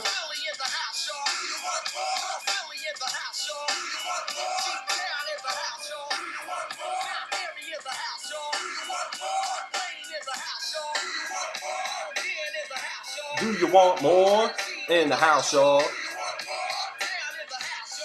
So yeah, that's what he should come out to at some fight. Is The Roots from '94? Do you want more? And because we do want more, right? We do want more. Do you want more from Jaron? We do want more. We want more big fights. So that's what my wife is putting the red stop sign on. She's saying, "Why are you doing that? Now we're gonna get copyright. Who cares? We got, you know, anything to get The Roots on a stream. I'll edit it out later." But Corrupt is from Philly. That's right. Could have came out to Corrupt. You could tell Corrupt's from Philly because he's very lyrical. he mixes in that lyricism over West Coast production. Kind of raps like an East Coast rapper. But yeah. So Jaron Ennis kneeled down, winks at the camera. Mr. Catch a Body splayed out on his trunks, always wearing those Hector Camacho style trunks. And we're just ready for these ring introductions to wrap up, and let's get going with round one any minute now. Boots on the roots. See, Remy Ogun, come on, boots and roots. It's so easy. Just like Shakur needs to come out with Redman when he fights in New Jersey. I know these guys are young, but come on now. So, all right, main event time. Boots getting his face wiped down, set to meet in the center of the ring against Karen Chukhadzhian. Will Karen Chukhadzhian take some chances in this fight? Will Boots Ennis tighten up his game on the front foot? Not able to cut off the ring in that first fight. What do we get in fight number two? Ennis with a look on his face, and Chukhadzhian, not a super confident look on his face in the middle of the ring, a more respectful look, maybe too respectful. Ennis looking like the more confident guy at that face-off, and we will see what we get. So here we go. Boots backing his back against the ropes, warming up, getting loose during the introductions. All right. Referee. And we're off. Round one. Ennis starts off orthodox. Lets the jab go. Center of the ring, both fighters. Chukhadzhian, that Ukrainian style, trying to get the feints going. Double jab by Ennis to get him going. Another jab by Ennis. Chukhadzhian coming forward. Didn't do that a lot in fight number one. Chukhadzhian coming forward. Shoots a big right hand at Ennis. Ennis moves off to the left, makes a miss. Ennis back on his jab to the body, to the head. Starting with the jab in that orthodox stance. Good jab to the body by Jaron Ennis. Ennis with the lead hand low. Staying in the center of the ring. Double jab. Dips his head down to the right. Chukhadzhian just off with a left hook. Ennis again touching with the jab in the center of the ring. Picking both gloves up now. Measuring with the jab. Jab to the body by Chukhadzhian. Good jab by Ennis. Tries to follow it up with a right hand, and Chukhadzhian covers up. Now Ennis a little bit on the front foot. Both guys staying in the center of the ring right now. Taking steps around each other. Ennis getting off first. That jab in Chukhadzhian's face. Beautiful job by Ennis in the first minute of the fight. Sticking the jab in Chukhadzhian's face. Another jab by Ennis. Chukhadzhian trying to counter that jab with a left uppercut too far out. Chukhadzhian trying to pull the right hand over the jab. Ennis makes him miss. Pulls his chin back. Ennis leaving his chin up and put his hands down and evading punches, but that's a little dangerous. Ennis's chin is exposed when he uses those reflexes a little bit, but Chukhadzhian not finding the mark. Now Chukhadzhian stepping up the pressure, cornering Ennis a little bit, feigning, using those lead Ukrainian little bobs with the lead hand, but Ennis gets out of that corner and lands his jab. Now Ennis switches southpaw for the first time. Gloves up, pawing with the jab, keeping the left hand at home. Right hook, left hook by Ennis, but Chukhadzhian blocks that in the center of the ring. Chukhadzhian just off the mark of the chin with a right hand in the center of the ring. Ennis staying southpaw, measuring with that jab, off with a right hook, straight left hand to the body, but misses it. Makes Chukhadzhian miss a left hook, but again, that chin is exposed of Ennis when he uses those reflexes. Straight left hand to the body by Ennis. Right hand comes back by Chukhadzhian, but a beautiful left uppercut by Jaron Ennis. A Shoryuken, Street Fighter style. Jab with the southpaw jab and that left uppercut. Split the guard. Big left hook by Chukhadzhian, and Ennis got caught with that left hook in between punches. Got knocked off balance. And like I said, that chin is exposed, relying on those reflexes. Chukhadzhian touching with the lead hand again. Left uppercut to the body on the inside by Ennis. Ennis staying southpaw. Sweeping right hand for Chukhadzhian. Ennis catches it and comes back. But Chukhadzhian is getting closer to the mark now. Right uppercut by Chukhadzhian. Ennis catches it and tries to punctuate the exchange. Chukhadzhian staying defensively responsible. They tie up in the center. Two body shots by Ennis. Ennis makes a miss. Ennis is flirting with danger with his chin exposed. He's winning this first round and making... Oh, good right hook by Ennis on the inside. Ennis taking chances, gambling against Chukhadzhian, but getting the better of it. And that'll do it just about for round one. 10-9 Ennis. But Ennis flirting with danger a little bit with some of his looks defensively. He's got the athleticism to get away with it, but he's making Chukhadzhian fall just short with a left hook or with a right hand here and there, but the chin is there. There was a couple of times Ennis looked off and slipped a shot like that, but with his hands down and his chin exposed. But when you're the kind of gifted athlete Ennis is, you could get away with some of that. But Ennis definitely won round one, started with the jab, got off first, and took chances and landed some heavy shots. Landed the left uppercut really hard, landed a right hook in between Chukhadzhian's punches, but you know, some opportunities there. There on the replay, a left hook landed for Chukhadzhian that knocked Ennis off balance. Ennis coming with the lead hand way down by his waist, trying to set up a left hand, got caught with that left hook and it knocked him off balance. So 10-9 Ennis, but here we go with round two. Ennis starting southpaw again, off the jab, trying to use the jab as bait to make Chukhadzhian open up and then punch in between Chukhadzhian's punches. So Ennis not afraid at all of what's coming back and taking chances. That's why he's exciting to watch. Working that southpaw jab early and often to start the round. Good left hand to the body by Ennis, but he caught a bit of a left hook. Ennis is leaving his chin exposed, but trying to roll the punches and come back with something. And that's allowing him to land some heavy shots, but also get nicked with some heavy shots that could land cleaner on the button if he keeps taking those chances. Ennis with the lead hand all the way down, backs into the ropes. Chukhadzhian following up. Chukhadzhian off with a left hook. And Ennis punches inside that left hook with a right hook. Ennis is exciting and takes chances. Chukhadzhian trying to shoot a straight right hand to the body, but Ennis is trying to punctuate anything Chukhadzhian throws. Ennis is punctuating with something coming back heavy. Chukhadzhian in the center of the ring, feigning, keeping his hands up. Ennis keeping him off with the jab. Ennis misses the straight left hand, but cleans up with the right hook. Ennis coming forward. Reaching for shots a little bit. Chukhadzhian ties him up and Ennis bullies him to the ropes. Referee Harvey Dock breaks them apart. They reset. Looping left hand by Ennis gets blocked. He blocks the counter by Chukhadzhian. Chukhadzhian trying to loop shots and catch Ennis on the top of the head because Ennis is rolling the shots right here around the chin. So Chukhadzhian trying to loop on the top of the head, but Ennis too athletic for him. Ennis drops both hands, just misses a left hook that lands on his chest. But Ennis, again, with both hands down, relying on the reflexes. Ennis tightens up in the close range. Let's go of a combination. Chukhadzhian keeping the hands up, trying to stay defensively responsible against that speed. Great stab jab to the body by Ennis. Back in the orthodox stance in the center of the ring. Ennis dropping both hands. Very loose. Jab, straight right hand, both miss. Chukhadzhian ties him up, and Ennis trying to work and knife that left hand to the body in the clinch. Referee breaks him up. Back on the jab is Ennis. Lead hand down. He eats a jab on the ropes from Chukhadzhian. Ties Chukhadzhian up. Referee breaks him apart.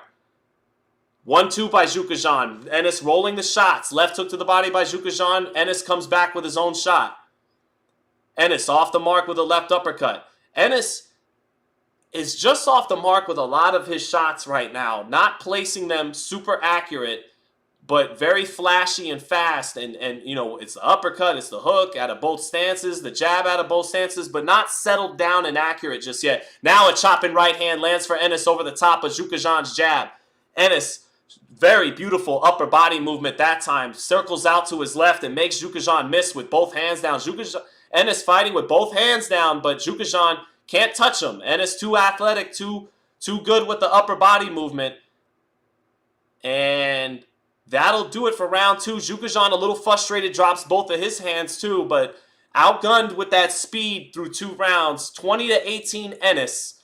But Ennis not settled down, not super pinpoint with it, the placement of his shots. Just ridiculously talented. Too talented right now, but flirting with danger, leaving both hands down.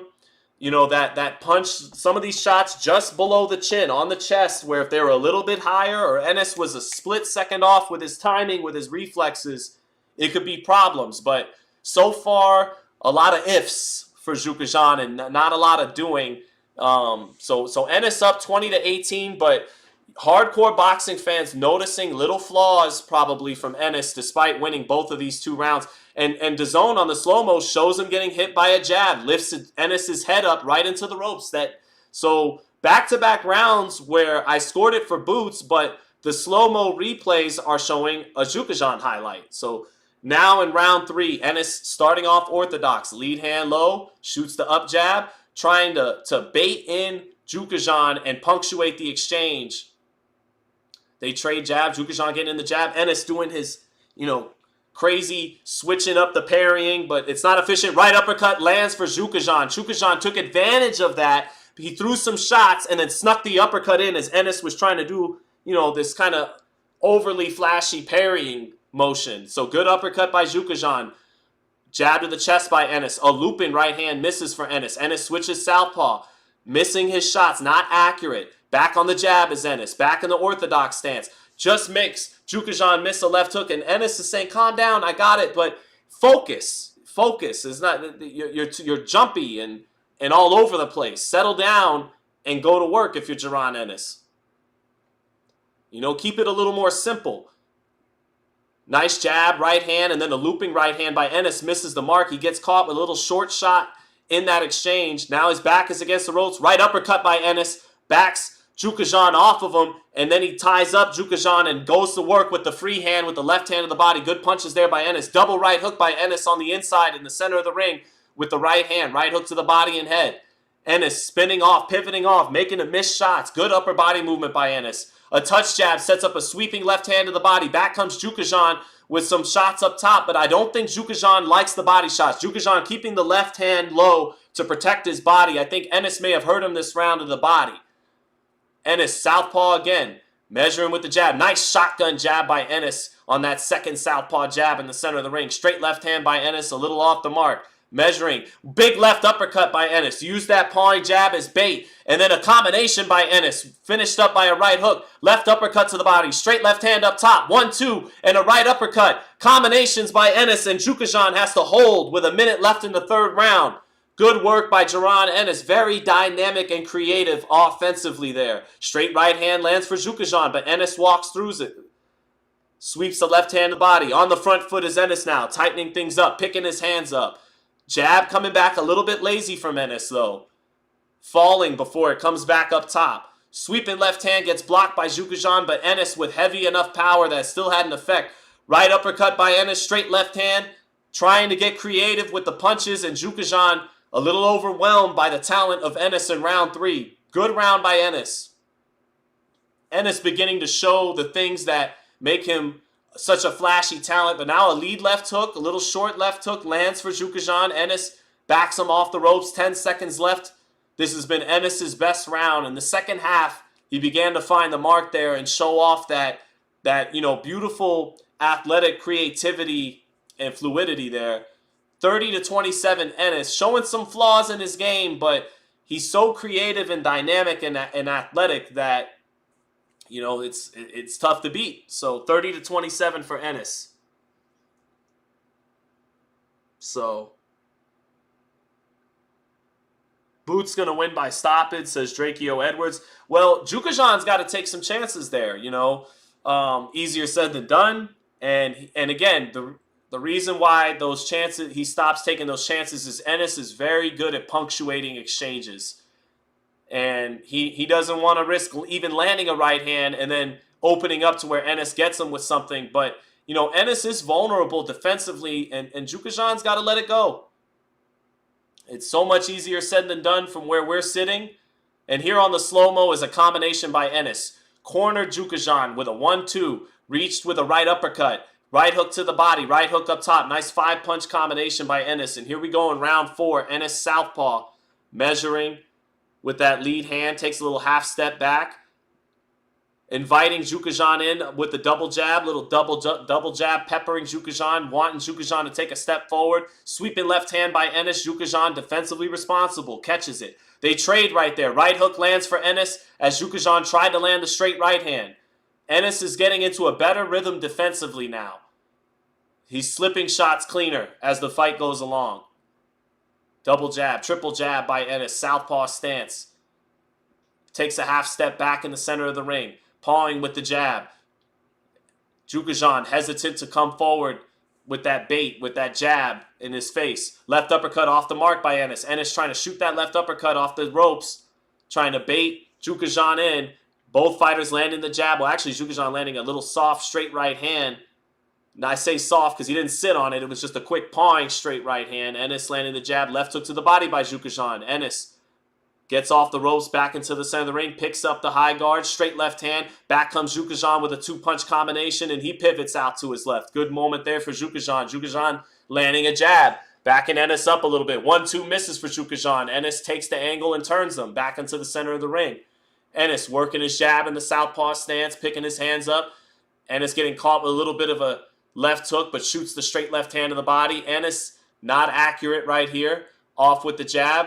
Chukhadzhian shooting straight right hands to the chest of Ennis, trying to set it up top, but Ennis pulls away from it.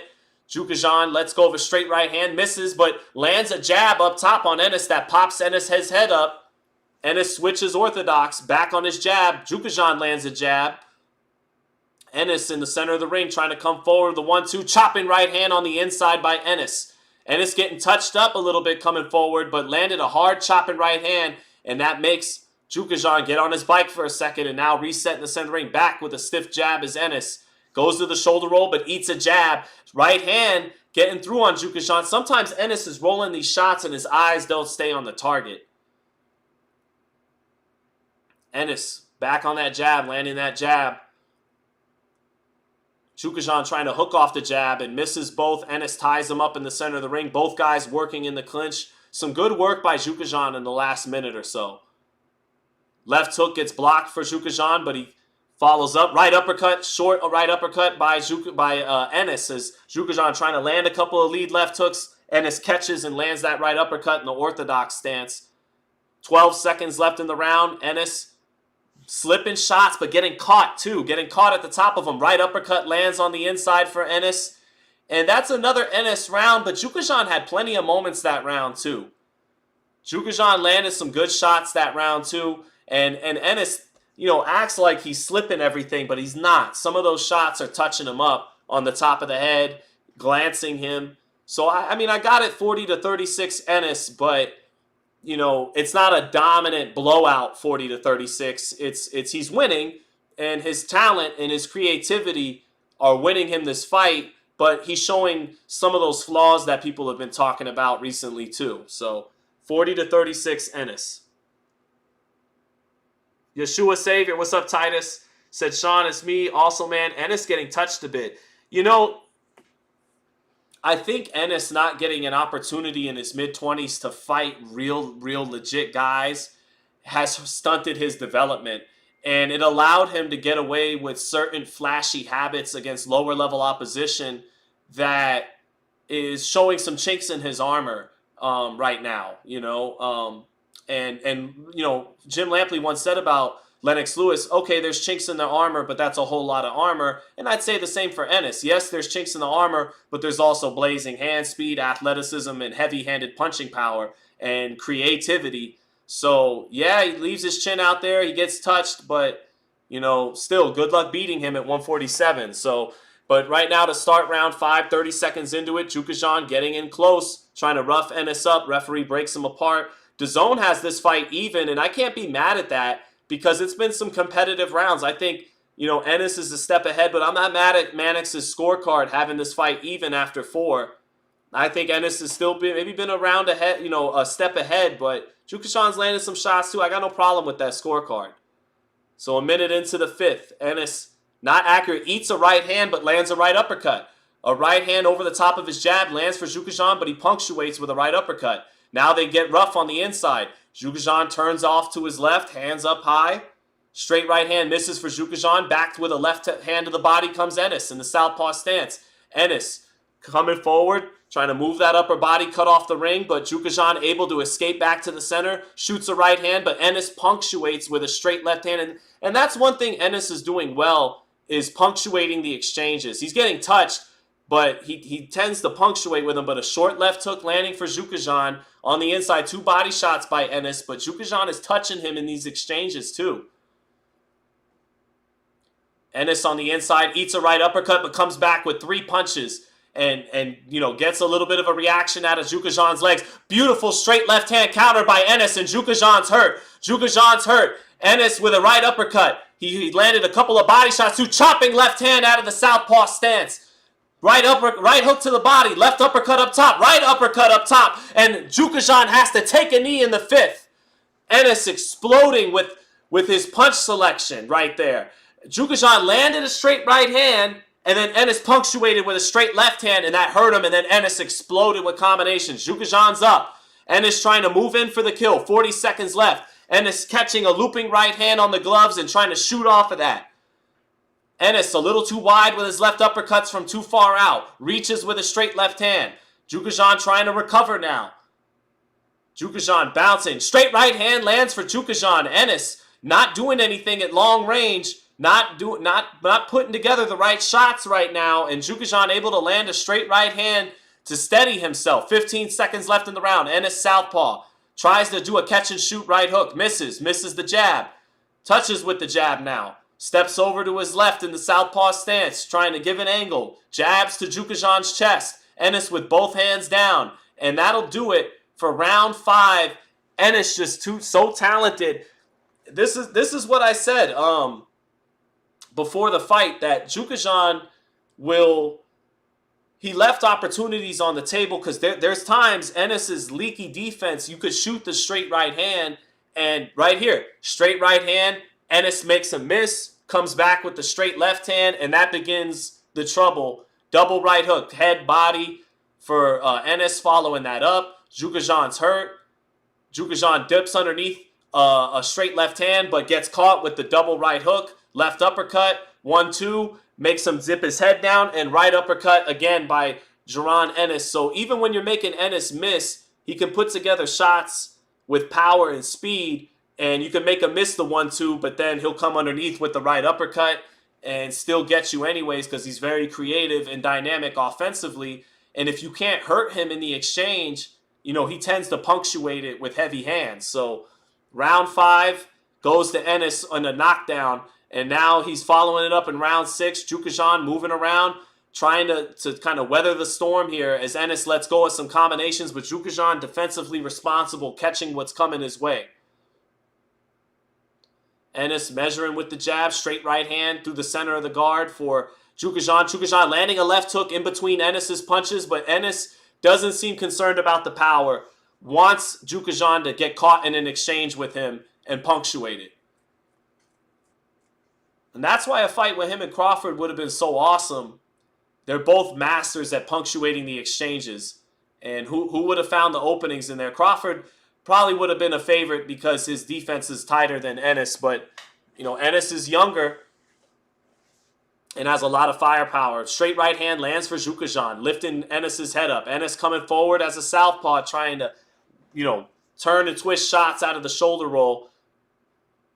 Loading up on some heavy shots, but Jukhadzhian staying smart, trying to find and peck away with the straight right hand. Little combination by Jukhadzhian off the right hand, and good head movement by Jukhadzhian, dipping underneath.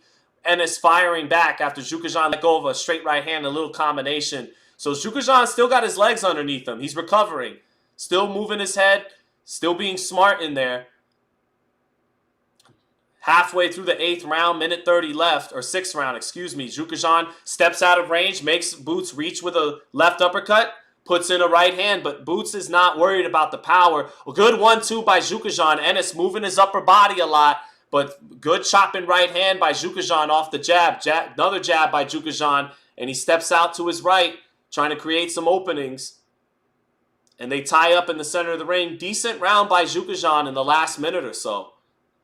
Minute left in the 6th. Ennis off with the left uppercut. Off with the chopping right hand. Back comes Jukhadzhian. 2 body shots on the inside by Ennis. Another left hook to the body by Ennis. And I don't think Jukhadzhian likes the body work. Ennis might want to focus on the body more instead of headhunting.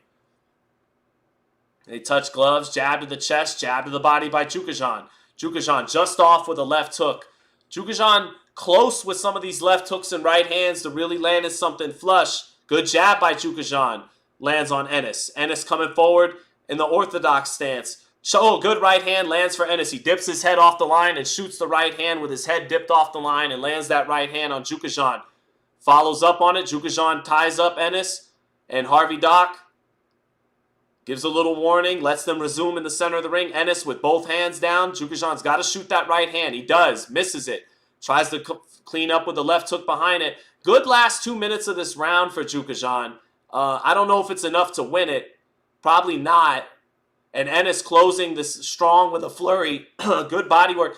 Ennis might want to stop headhunting. I think every time he really commits to the body, he's hurting Chukhadzhian and maybe not realizing it.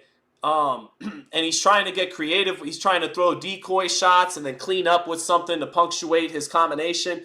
But he might want to you might want to invest that work to the body. I think Chukhadzhian isn't like that. Isn't liking it to the body. Nobody does. And he's being very defensively responsible right now. So, you might want to invest to that body.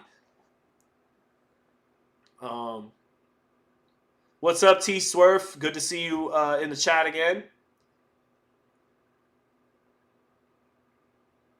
So, this is a rematch. Close the show, says Daryl Hughes. Yeah, he does. He does got to close the show, but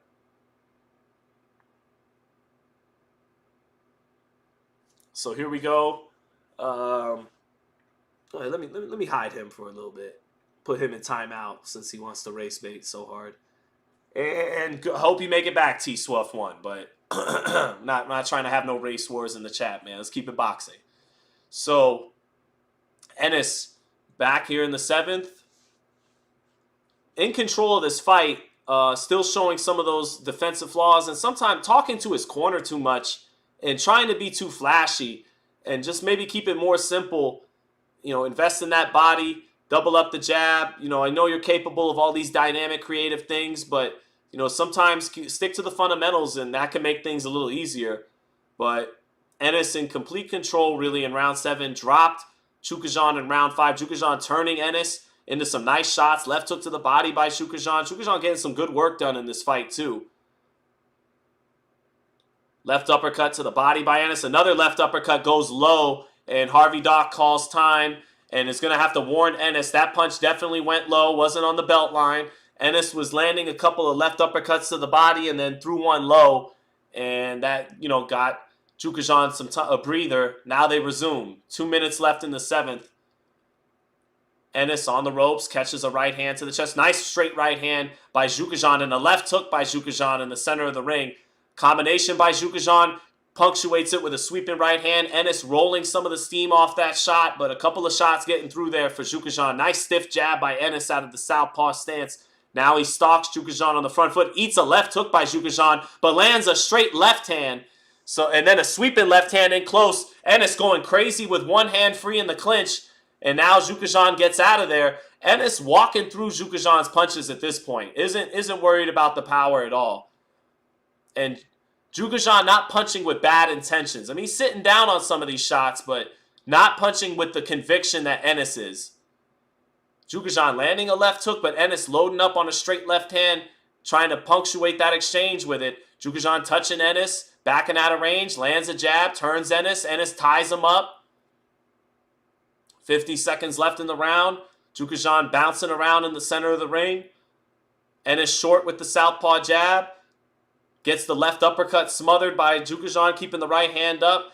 Chukhadzhian looking a little tired now in this last minute of the 7th. Yep, Chukhadzhian looking tired.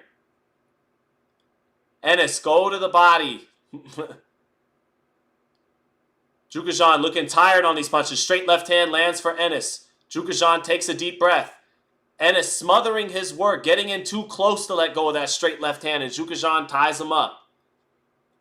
Jab lands for Ennis. Another jab lands for Ennis in the southpaw stance. Overshoots that sweeping left hand. Stays in close and catches and shoots a left uppercut. Beautiful left uppercut. I think it stunned Chukhadzhian a little bit. Right uppercut off the mark. Right hook off the mark. But Chukhadzhian still a little buzzed from that left uppercut. And that'll do it for round 7. Yep. Jash M says, great fight calls. Zittel, thank you, my friend. Henry J says, Sean, Tank's trainer Calvin was saying Boots is good, but makes too many mistakes, unlike Tank. He does. He's not efficient. He's like a basketball player that has great handles and like a lot of ability. Like he's athletic. He has the great handles. You watch his highlight reel and you're like, oh my God, this guy can shoot the three. He has all this athleticism at the rim. He has a handle. And then you look down at the score sheet and he shoots 42% from the field.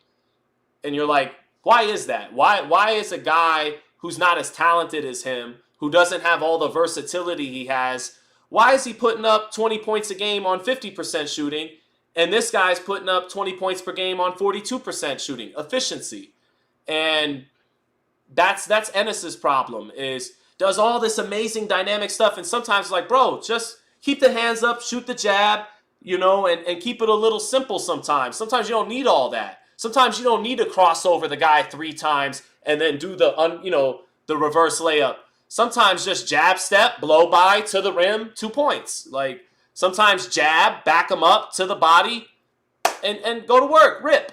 So I think I agree with Coach Ford's sentiment, and I think some of these bad habits have been formed by his development being stunted, not getting tested, and so then you fall in love with doing flashy things against lower level fighters. So, but a minute into the 8th, and Ennis is in control. It does feel like it's a matter of time before he puts the right punches together, but he's not focused. He's talking with his dad in the corner. He's talking in between rounds, and that's what I mean. He's not settling down, and that reflects in his accuracy tonight, Punches coming from different angles and both stances and all this stuff, but sometimes the accuracy's not pinpoint because he's not settled down. He's kind of all over the place.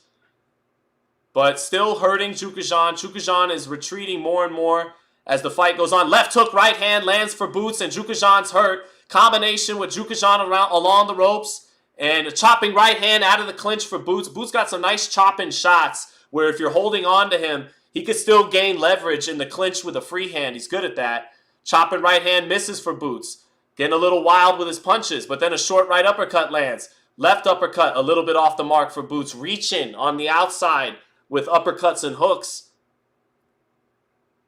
Ennis squaring his feet up in the center of the ring. Touching. Big left hook lands for Chukhadzhian and a chopping right hand. Ennis took it well, but just as I said, he squared up in the center of the ring, hands down, boom, boom, eats a 2-piece. Chukhadzhian not a puncher, but against a Virgil Ortiz or a Terrence Crawford, that could be a big issue. But Chukhadzhian doesn't have the power to hurt Ennis. He hasn't shown it. In the clinch now. Doc breaks him apart. Ennis coming forward in the southpaw stance, straight left hand. Chukhadzhian exiting off the ropes to his right. Little sweeping right hand to the body for Chukhadzhian. They're in the clinch. Ennis being very frustrated, but just settle down and work, bruh. Stop, with the antics on the inside. He's holding me and just settle down and work. 25 seconds left in the round. Straight right hand lands for Chukhadzhian, but he eats a right uppercut in the exchange. And that's the difference. He's throwing BB bullets and,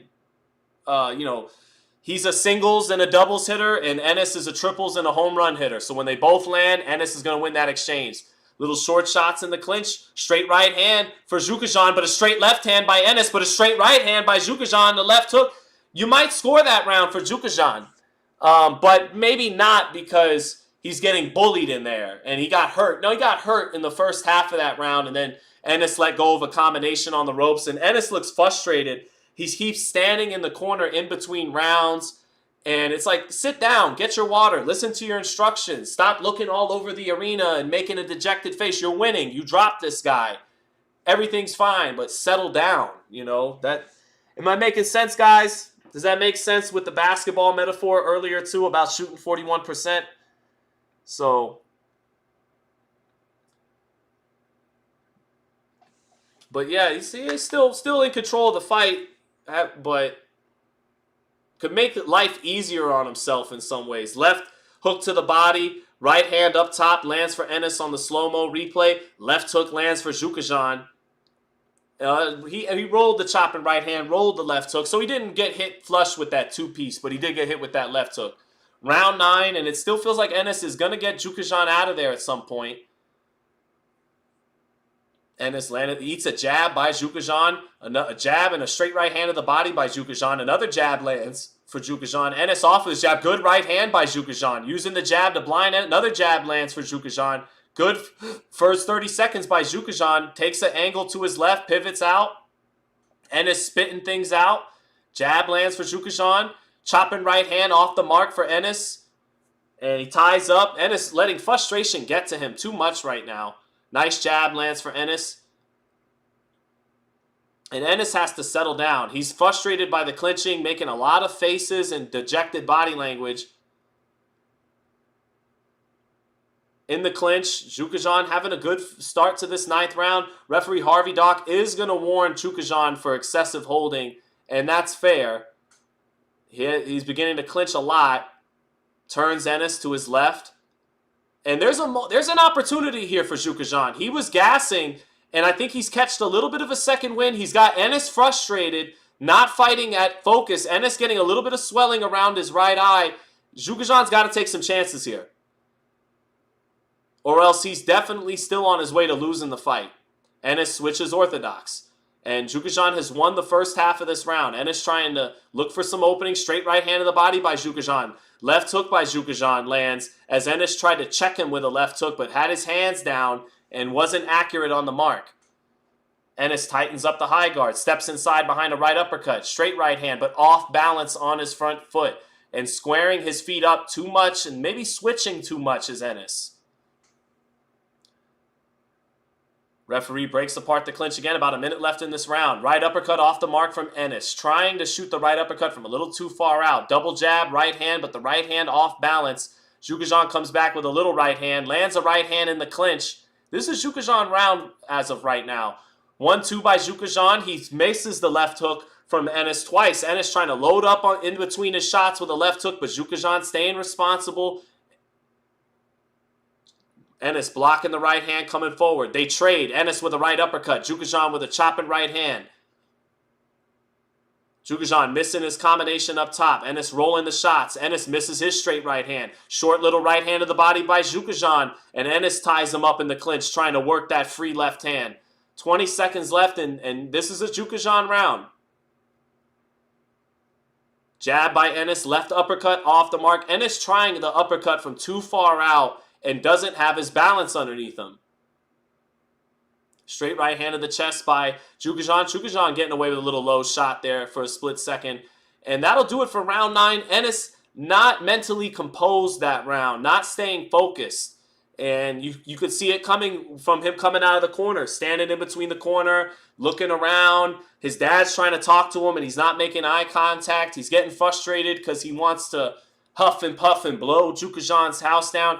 He needs to take a page out of Bam Rodriguez's book, who was very composed, very tight. His base wasn't wide. He didn't reach for shots in the center of the ring. He cut the ring off. He knew his distance off his jab, and he didn't reach for uppercuts or hooks. And that's cost a little bit. Matt Borgerson, thank you for the super chat, my brother, says this fight is a C- from Ennis, maybe even a D. So far, I give it a C. He did drop him. He is winning. I give him a C, but not a B or an A. Boots is too frustrated, says VA Money Group. He is. He is. So, all right, here we go. Round, was this 10 or 9? Round 9? Was this 10? Anyway, the round that we 10. And Ennis still wanting that uppercut. Loves that uppercut. Abdullah Mason with the uppercut from too far out. Got caught with the left hook. You can't force the uppercut. Ennis trying to force the left uppercut. Got caught with a short left hook by Chukhadzhian. Chukhadzhian ties him up in this 10th round. Ennis right now trying to force the uppercut a little bit. Two little short left hooks on the inside in the clinch for Ennis. Makes Chukhadzhian miss a left hook out of the clinch. Ennis in the high guard, staying in close. Trying to hold his head down and chop with the right hand. Ennis has good chopping right hands. Both guys getting rough in the clinch. Both guys holding with one arm and punching with the other. Neither guy clinching more than the other in that sequence. Ennis chopping right hand. Tries to follow it up, but Chukhadzhian ties him up. That's Chukhadzhian tying up. And Harvey Dock is telling him, you keep it up. I got to take a point eventually. Ennis in the orthodox stance, trades jab, short right uppercut, lands for Ennis on the inside. Good right uppercut. That's the distance he can get. Oh, beautiful right uppercut by Ennis. Short left hook and a right uppercut. That hurt Chukhadzhian. Straight left hand lands for Ennis. And another straight left hand off the right hook. Little body shot, double right hook to the body by Ennis in the southpaw stance. Chukhadzhian's hurt. Right uppercut off the mark by Ennis. Trying to push Chukhadzhian off of him in the clinch. And Ennis looks at the referee for the excessive clinching, but Doc not biting on it. Chukhadzhian clinching Ennis again. Ennis trying to create a little bit of separation and unload a power shot. Ennis frustrated by the clinching. And here comes the point deduction for Karen Chukhadzhian. Harvey Dock takes away 1 point for not just clinching, but holding on to Ennis's right arm excessively too. And so that's an okay point deduction. Chukhadzhian trying to survive. Left hook lands for Chukhadzhian, but Ennis rolls the shot a little bit. Ennis on the inside, catching, left uppercut, right hook. Chukhadzhian falls down, but it's a slip. It's ruled a slip, but Chukhadzhian is tired and getting hurt by these punches in the 10th. Ennis pivoting out with his straight left hands, letting combinations go.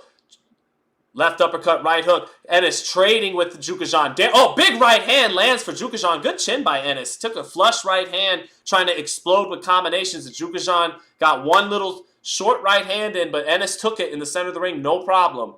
I know Chukhadzhian's not known as a puncher, but some of these shots have landed clean, and Ennis hasn't been close to buzz. No reaction in his legs, nothing.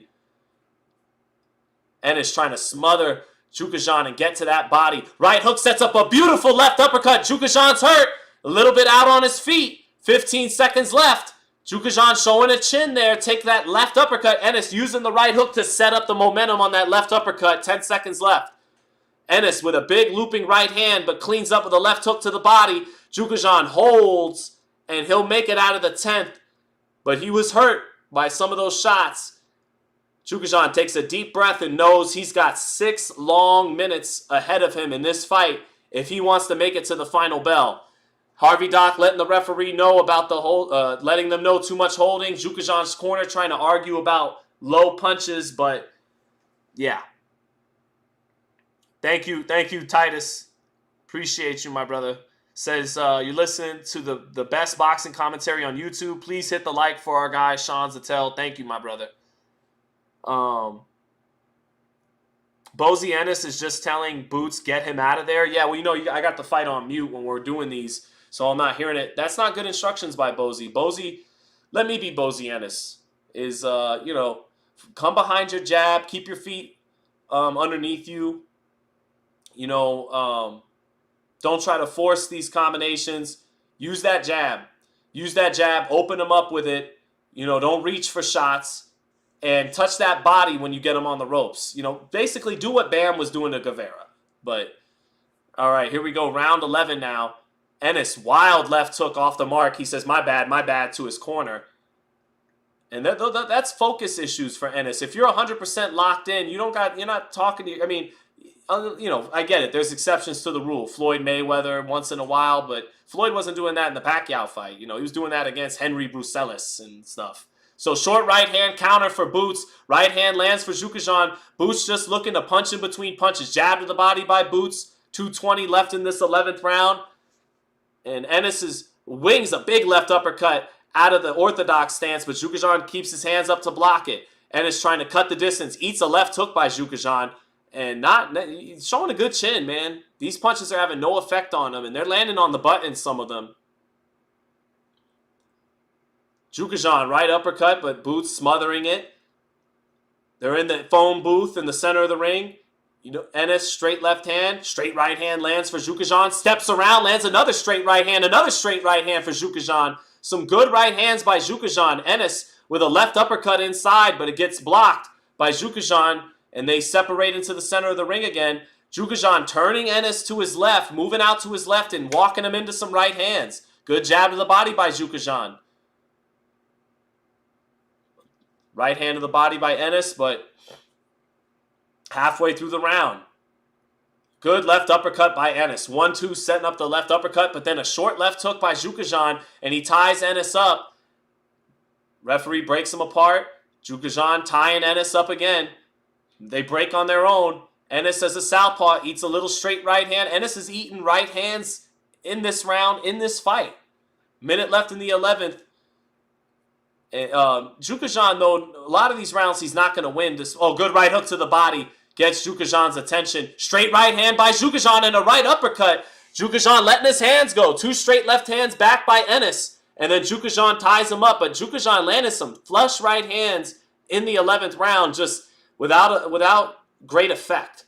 Straight right hand, left hook by Chukhadzhian. And Ennis ties up. Ennis gets to the body. Chukhadzhian's winning this round.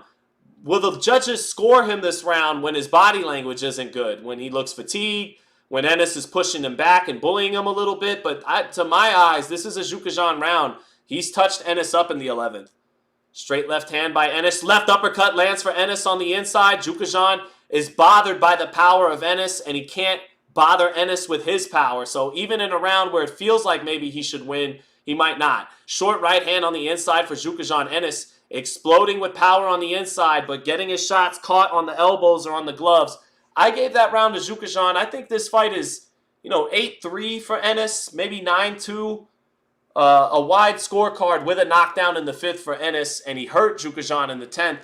But not a very impressive performance with the kind of expectations we have for Ennis. Not doing what Keyshawn Davis did in his hometown last night. So Boots has horrible body language. Well, he's letting his frustration be way too visible to the audience and to the judges, to everybody watching. So Boots needs to bring somebody else in camp to learn something new. I think you're right about that. I think you're 100% right about that. I think, like Teofimo and his dad needed Joey Gamache for Loma. Kid Austin's dad admitted they're bringing in Joan Guzman. They got to bring someone in. And certainly not take away from all his dynamic creativity, but tighten things up.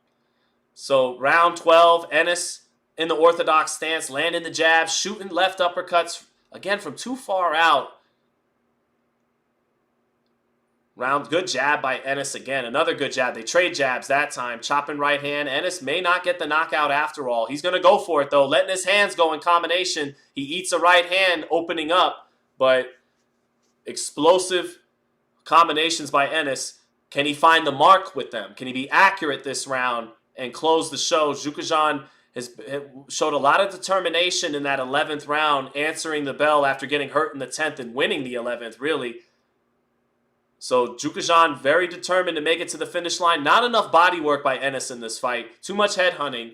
Probably could have got, nice short straight right hand, left hook on the inside for Chukhadzhian. Ennis rolling these shots, but still getting touched. Ennis short right uppercut. Chukhadzhian ties him up on the inside. Bangs away with his free hand to the body. Referee breaks him up. Ennis back in the orthodox stance, eats a jab, eats a little short right hand. Chukhadzhian touching him. Ennis missing with the chopping downward right hand in close. Short right hook lands for Ennis on the inside. And a left hook to the body. Eats a left hook by Chukhadzhian. They trade left hooks. Chopping right hand a little bit off the mark for Ennis. Halfway, a minute and a half left in this fight.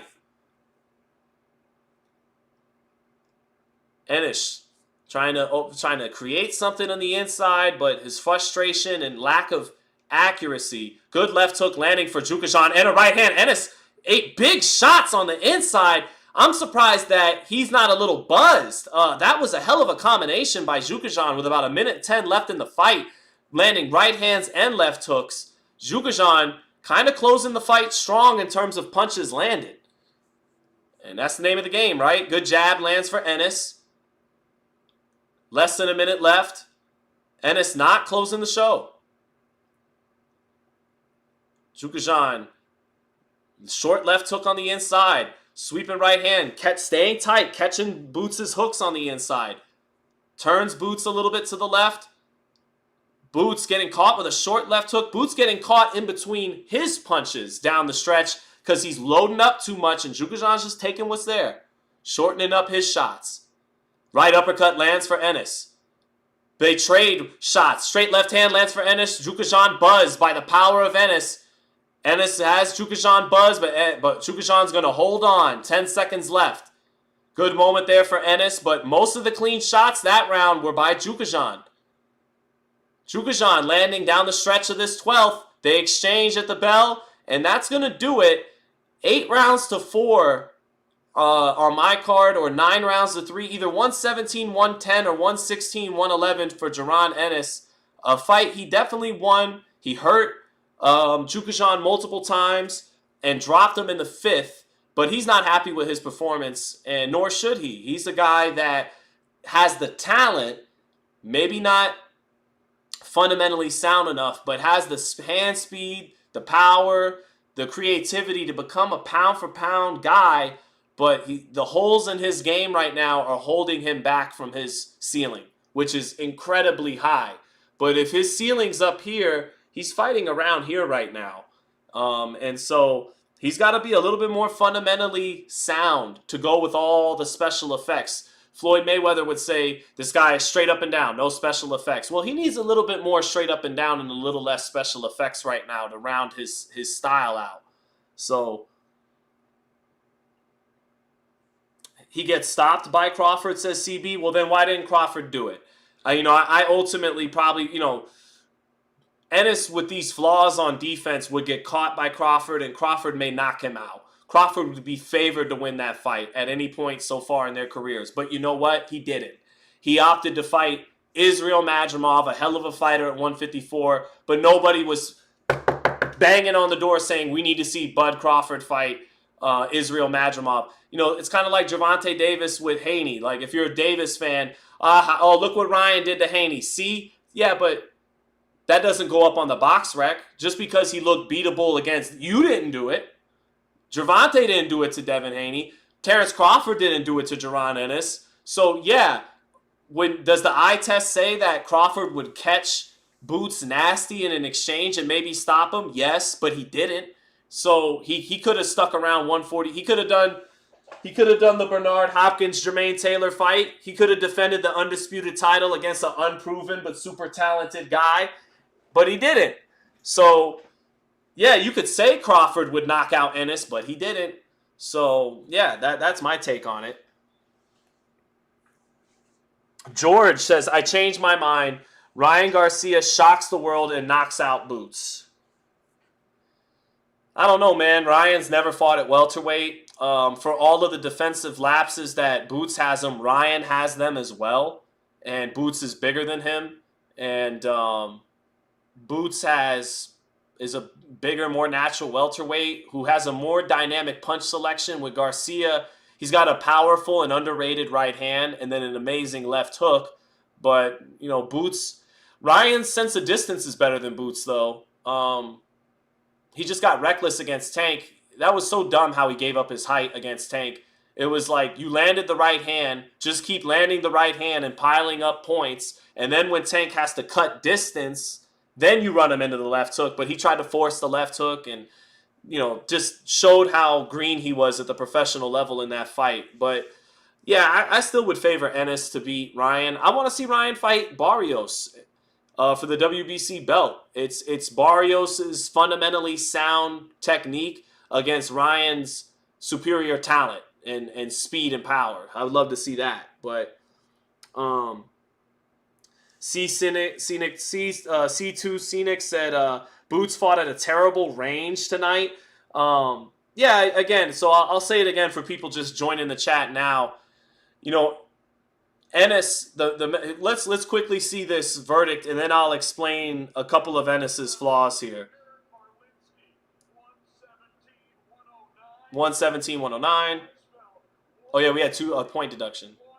118, 116, 110. So the judges had it what I had it, either 9-3 or 8-4. All right, so Ennis gets the deserved title defense there. Wasn't able to live up to his own expectations. But definitely won the fight and hurt Chukhadzhian multiple times. So the metaphor I made for Ennis earlier is that there's some basketball players, if you watch their highlight reel, they got it all. They got the three-pointer, they got great handles, they got amazing athleticism at the rim. But then when you look down at the box score, when you look down at the stat sheet, he's averaging 21 points on 41% shooting, 42% shooting. Why is that? Meanwhile, a guy who doesn't have as good a handle, who's not as pure a shooter from the outside, who's not as athletic at the rim, he's averaging the same points, if not more, but shooting 50% because his game is efficient. And that's the problem with Jaron Ennis right now is he lacks efficiency.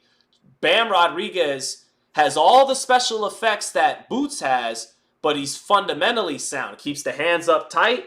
He keeps his base doesn't get wide. He doesn't load up on shots. And in the center of the ring, he doesn't reach for shots. If the shot's not there in the center of the ring, he trusts his jab. He keeps his feet and his hands tight. He keeps it sound.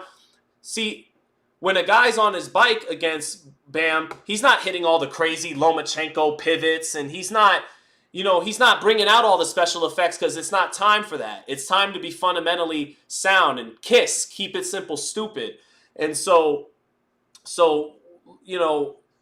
to liken it to the basketball metaphor again, that guy who's shooting 41% when he's got all the talent in the world, sometimes it's because he wants to cross him over 2 or 3 times and then do this step back 3 with a hand in his face. Like, he gets too fancy for his own good when all he had to do was catch the ball off the swing pass, pump fake, and then blow by, get to the rim, 2 points. But no, he wants to pump fake, cross him, step back, 3 and that's Ennis. Like, instead of just hands up high, stalking Chukhadzhian, staying consistent and busy behind the jab and creating openings off that and not reaching for shots, he wants to drop both hands and make a miss 4 shots with the upper body movement and then shoot a left uppercut from too far out and then switch southpaw, switch orthodox. It's too much going on at once, and you don't need all that all the time. Floyd Mayweather, I'll say it, this guy's straight up and down, no special effects. Well, Boots Ennis is being a little bit too much of the opposite evil. Too many special effects and not enough straight up and down, just keeping it to the basics of boxing. So he needs to take a page out of what the co-main event did, Bam Rodriguez. Bam Rodriguez is capable of all that, throwing the uppercut from range, giving these crazy pivots and angles and all that. But against a guy who's not on his level, who's kind of trying to survive, just pick the high guard up, stay sharp, don't get wide with your base, don't get off balance, and be methodical and professional and precise. And don't be all over the place trying to do all this crazy stuff, all this flashy stuff that you're capable of, but it's not needed. Does that make sense, chat? So, I got a troll in the chat. I got him. I'll get him out. See, this is what Titus was for. Titus is like, see what happens? I got it, chat. We're good. Shout out to Titus again. Gustavo Fontalba says that Boots was acting like a diva in the ring and Bozy was lacking real instructions. Those both would appear to be fair assessments from Gustavo Fontalba. And, if you're a Boots Ennis fan watching this, like, why are they going so hard on Jaron? It's because he's so fucking talented. He's such an electric talent that you got to put it all together. You got to realize your potential. That if you love boxing, that's one of the most frustrating things to watch in the sport, in life, is someone. I do it. I'm probably capable of more than I've accomplished in the boxing media game, but. So it takes one to know one, Boots. I've been underachieving. So when you got hand speed, reflexes, size, both snapping, quick power, and heavy hands, come on, bro. God bless you with the whole tool set. You cannot be. And again, I think these bad habits came from stunted development. He had to fight too many washed older guys or guys too many levels below him.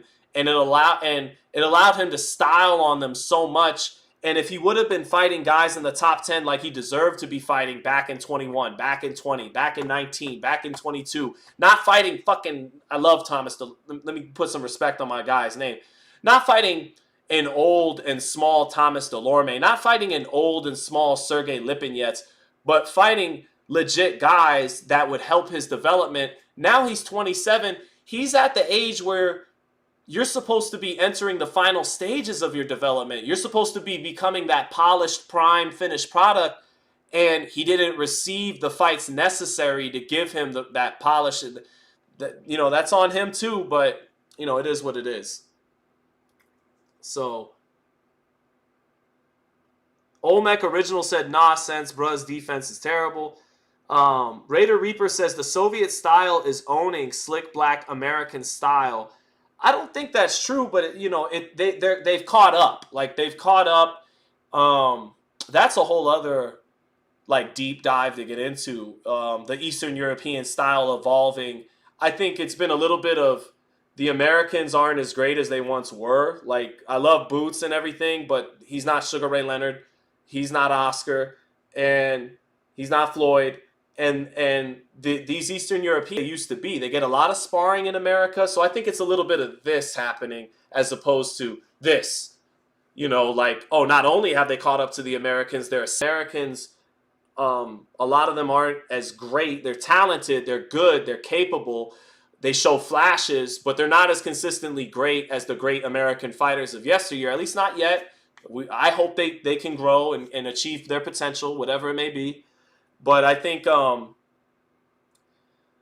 like, the American style, we love to fight.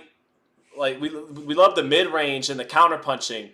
And the Eastern Europeans, they use their feet a lot, and they stay tight up top because they're stiffer up top than the Americans. They don't have all of this, but they do have bounce in their feet. And so this is where they keep it. They probe, they keep it sharp. They feint, and they use their feet. And so you're waiting on something to counter, to pull counter or something, and they're making you reset your feet. You can't just set your feet and counter off what they're throwing.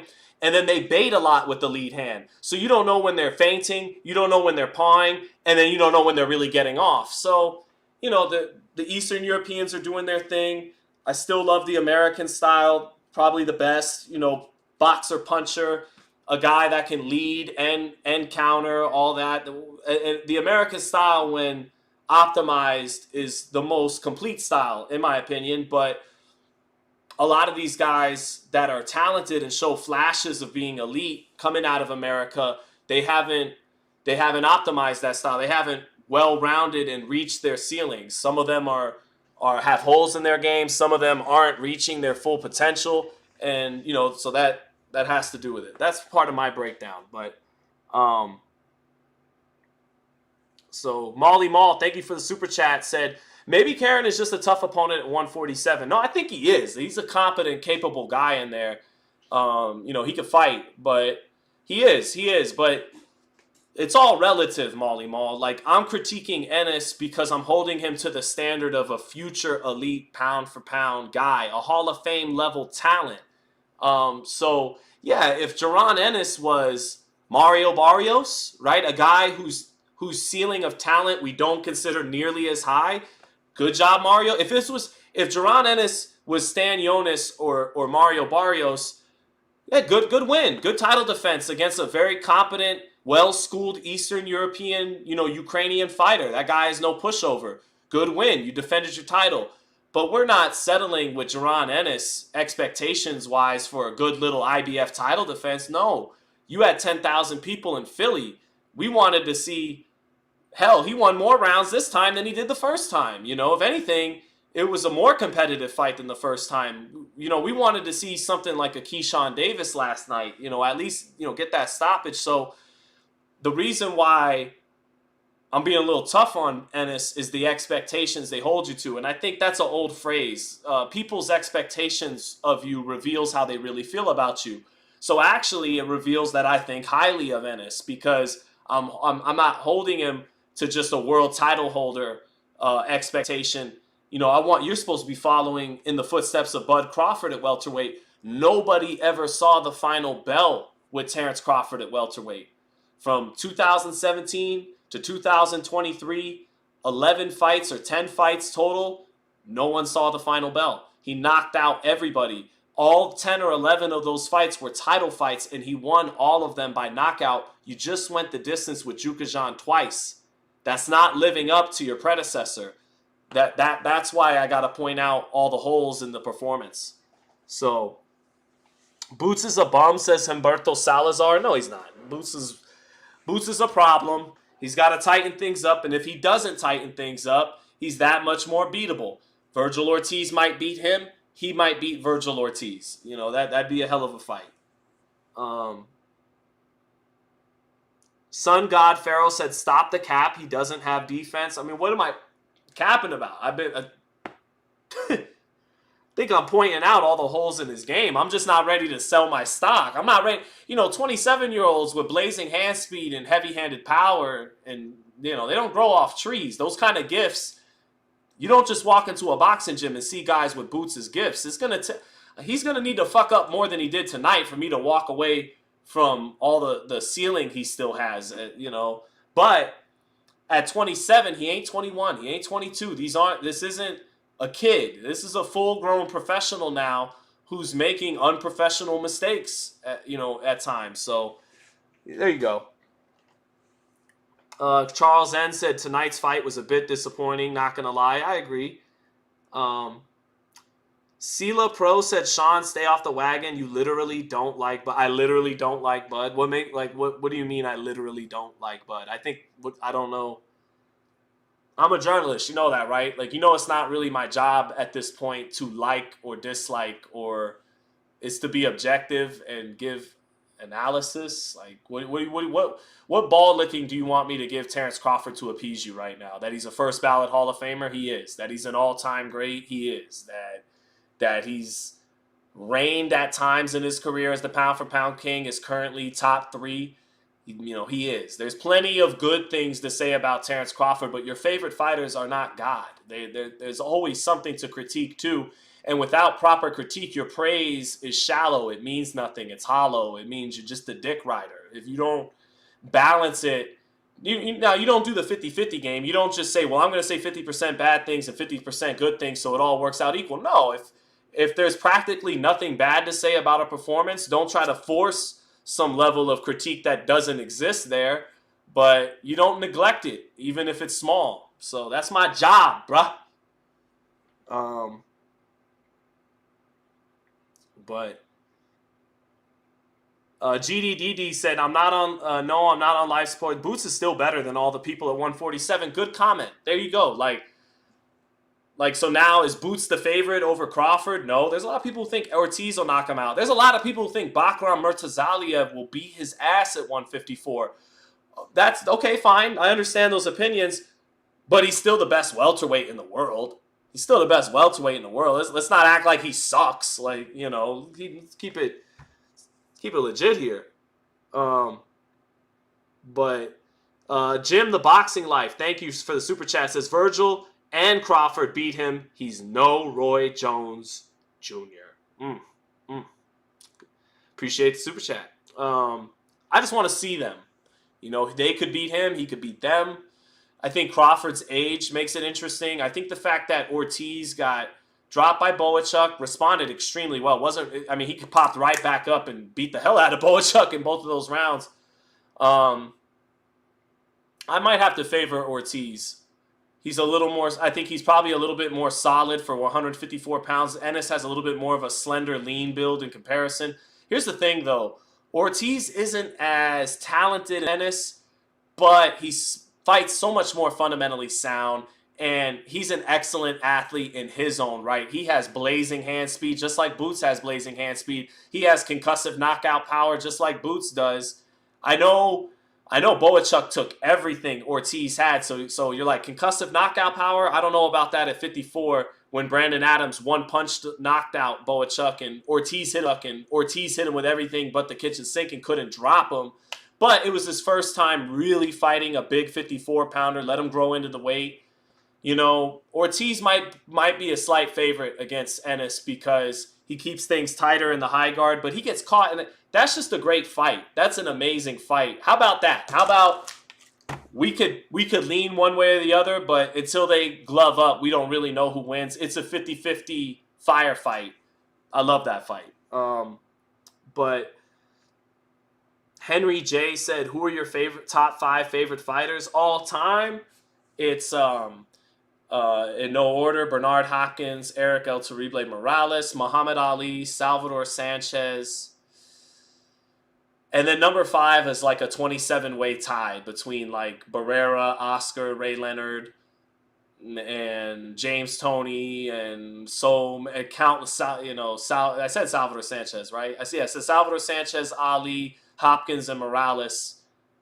And then And then it's a 58 weight tie for spot number 5. But I'll give you my Mount Rushmore. My Mount Rushmore of favorite fighters: Hopkins, Morales, Sanchez, and Ali. Bud is a fraud. No, no. Bud came around in an era that wasn't as strong as the early 2000s or the 90s or the 80s, but he is a great fighter. So, Sean, who would you favor between Bam and Junto Nakatani? I'd love that fight. I'd have to favor Junto Nakatani. He's a half foot taller, punches extremely hard, is just a very good boxer. If they were closer to the same size, Bam. I think Bam is better than Junto pound for pound. But when they get in there, it's not pound for pound. You know, they're allowed to keep whatever size advantages they carry into the ring. I'd favor Nakatani. Little too big for Bam. Good big man beats a better, smaller man. So, let's see. But guys, I'm gonna head out in a second. I feel like we had some technical difficulties sometimes, but let's see.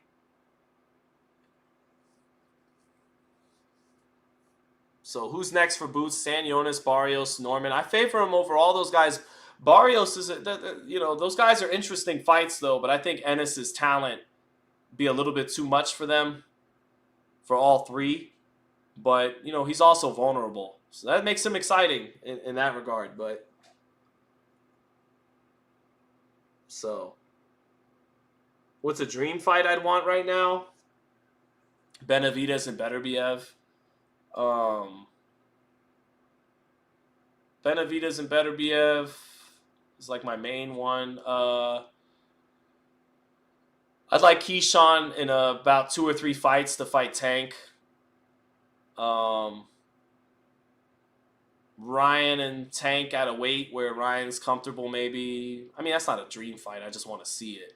My real dream fight, Benavidez and Beterbiev, because everyone thinks I'm crazy and stupid and overhyping Benavidez, and I feel confident that he'll shock people and beat Beterbiev, who's going to be 40 if they ever fight. So that's kind of my dream fight, Benavidez and Beterbiev. And it's also a dream fight because I don't think it's an easy fight to make, with David being with PBC and Beterbiev being with Top Rank and Riyadh season. I agree that Bud can compete in any generation. Boots better not go up to 154 and fight Bakram. But, I hear you. He might lose, but you got to take a chance at some point. You're almost 30. You haven't had a significant fight. Got to take a chance. You got to ride, I would love that fight, Bakram Murtazaliev and Boots. So, but all right, chat. I'm gonna head out. God bless all of you. I hate that I think I had some technical problems tonight. I apologize for that. Kind of puts a damper on what I thought was a strong live we had, but it is what it is. I'll be back at it. Much love, everybody. Shout out to Titus again, and guys, take care, man. Take care. Peace.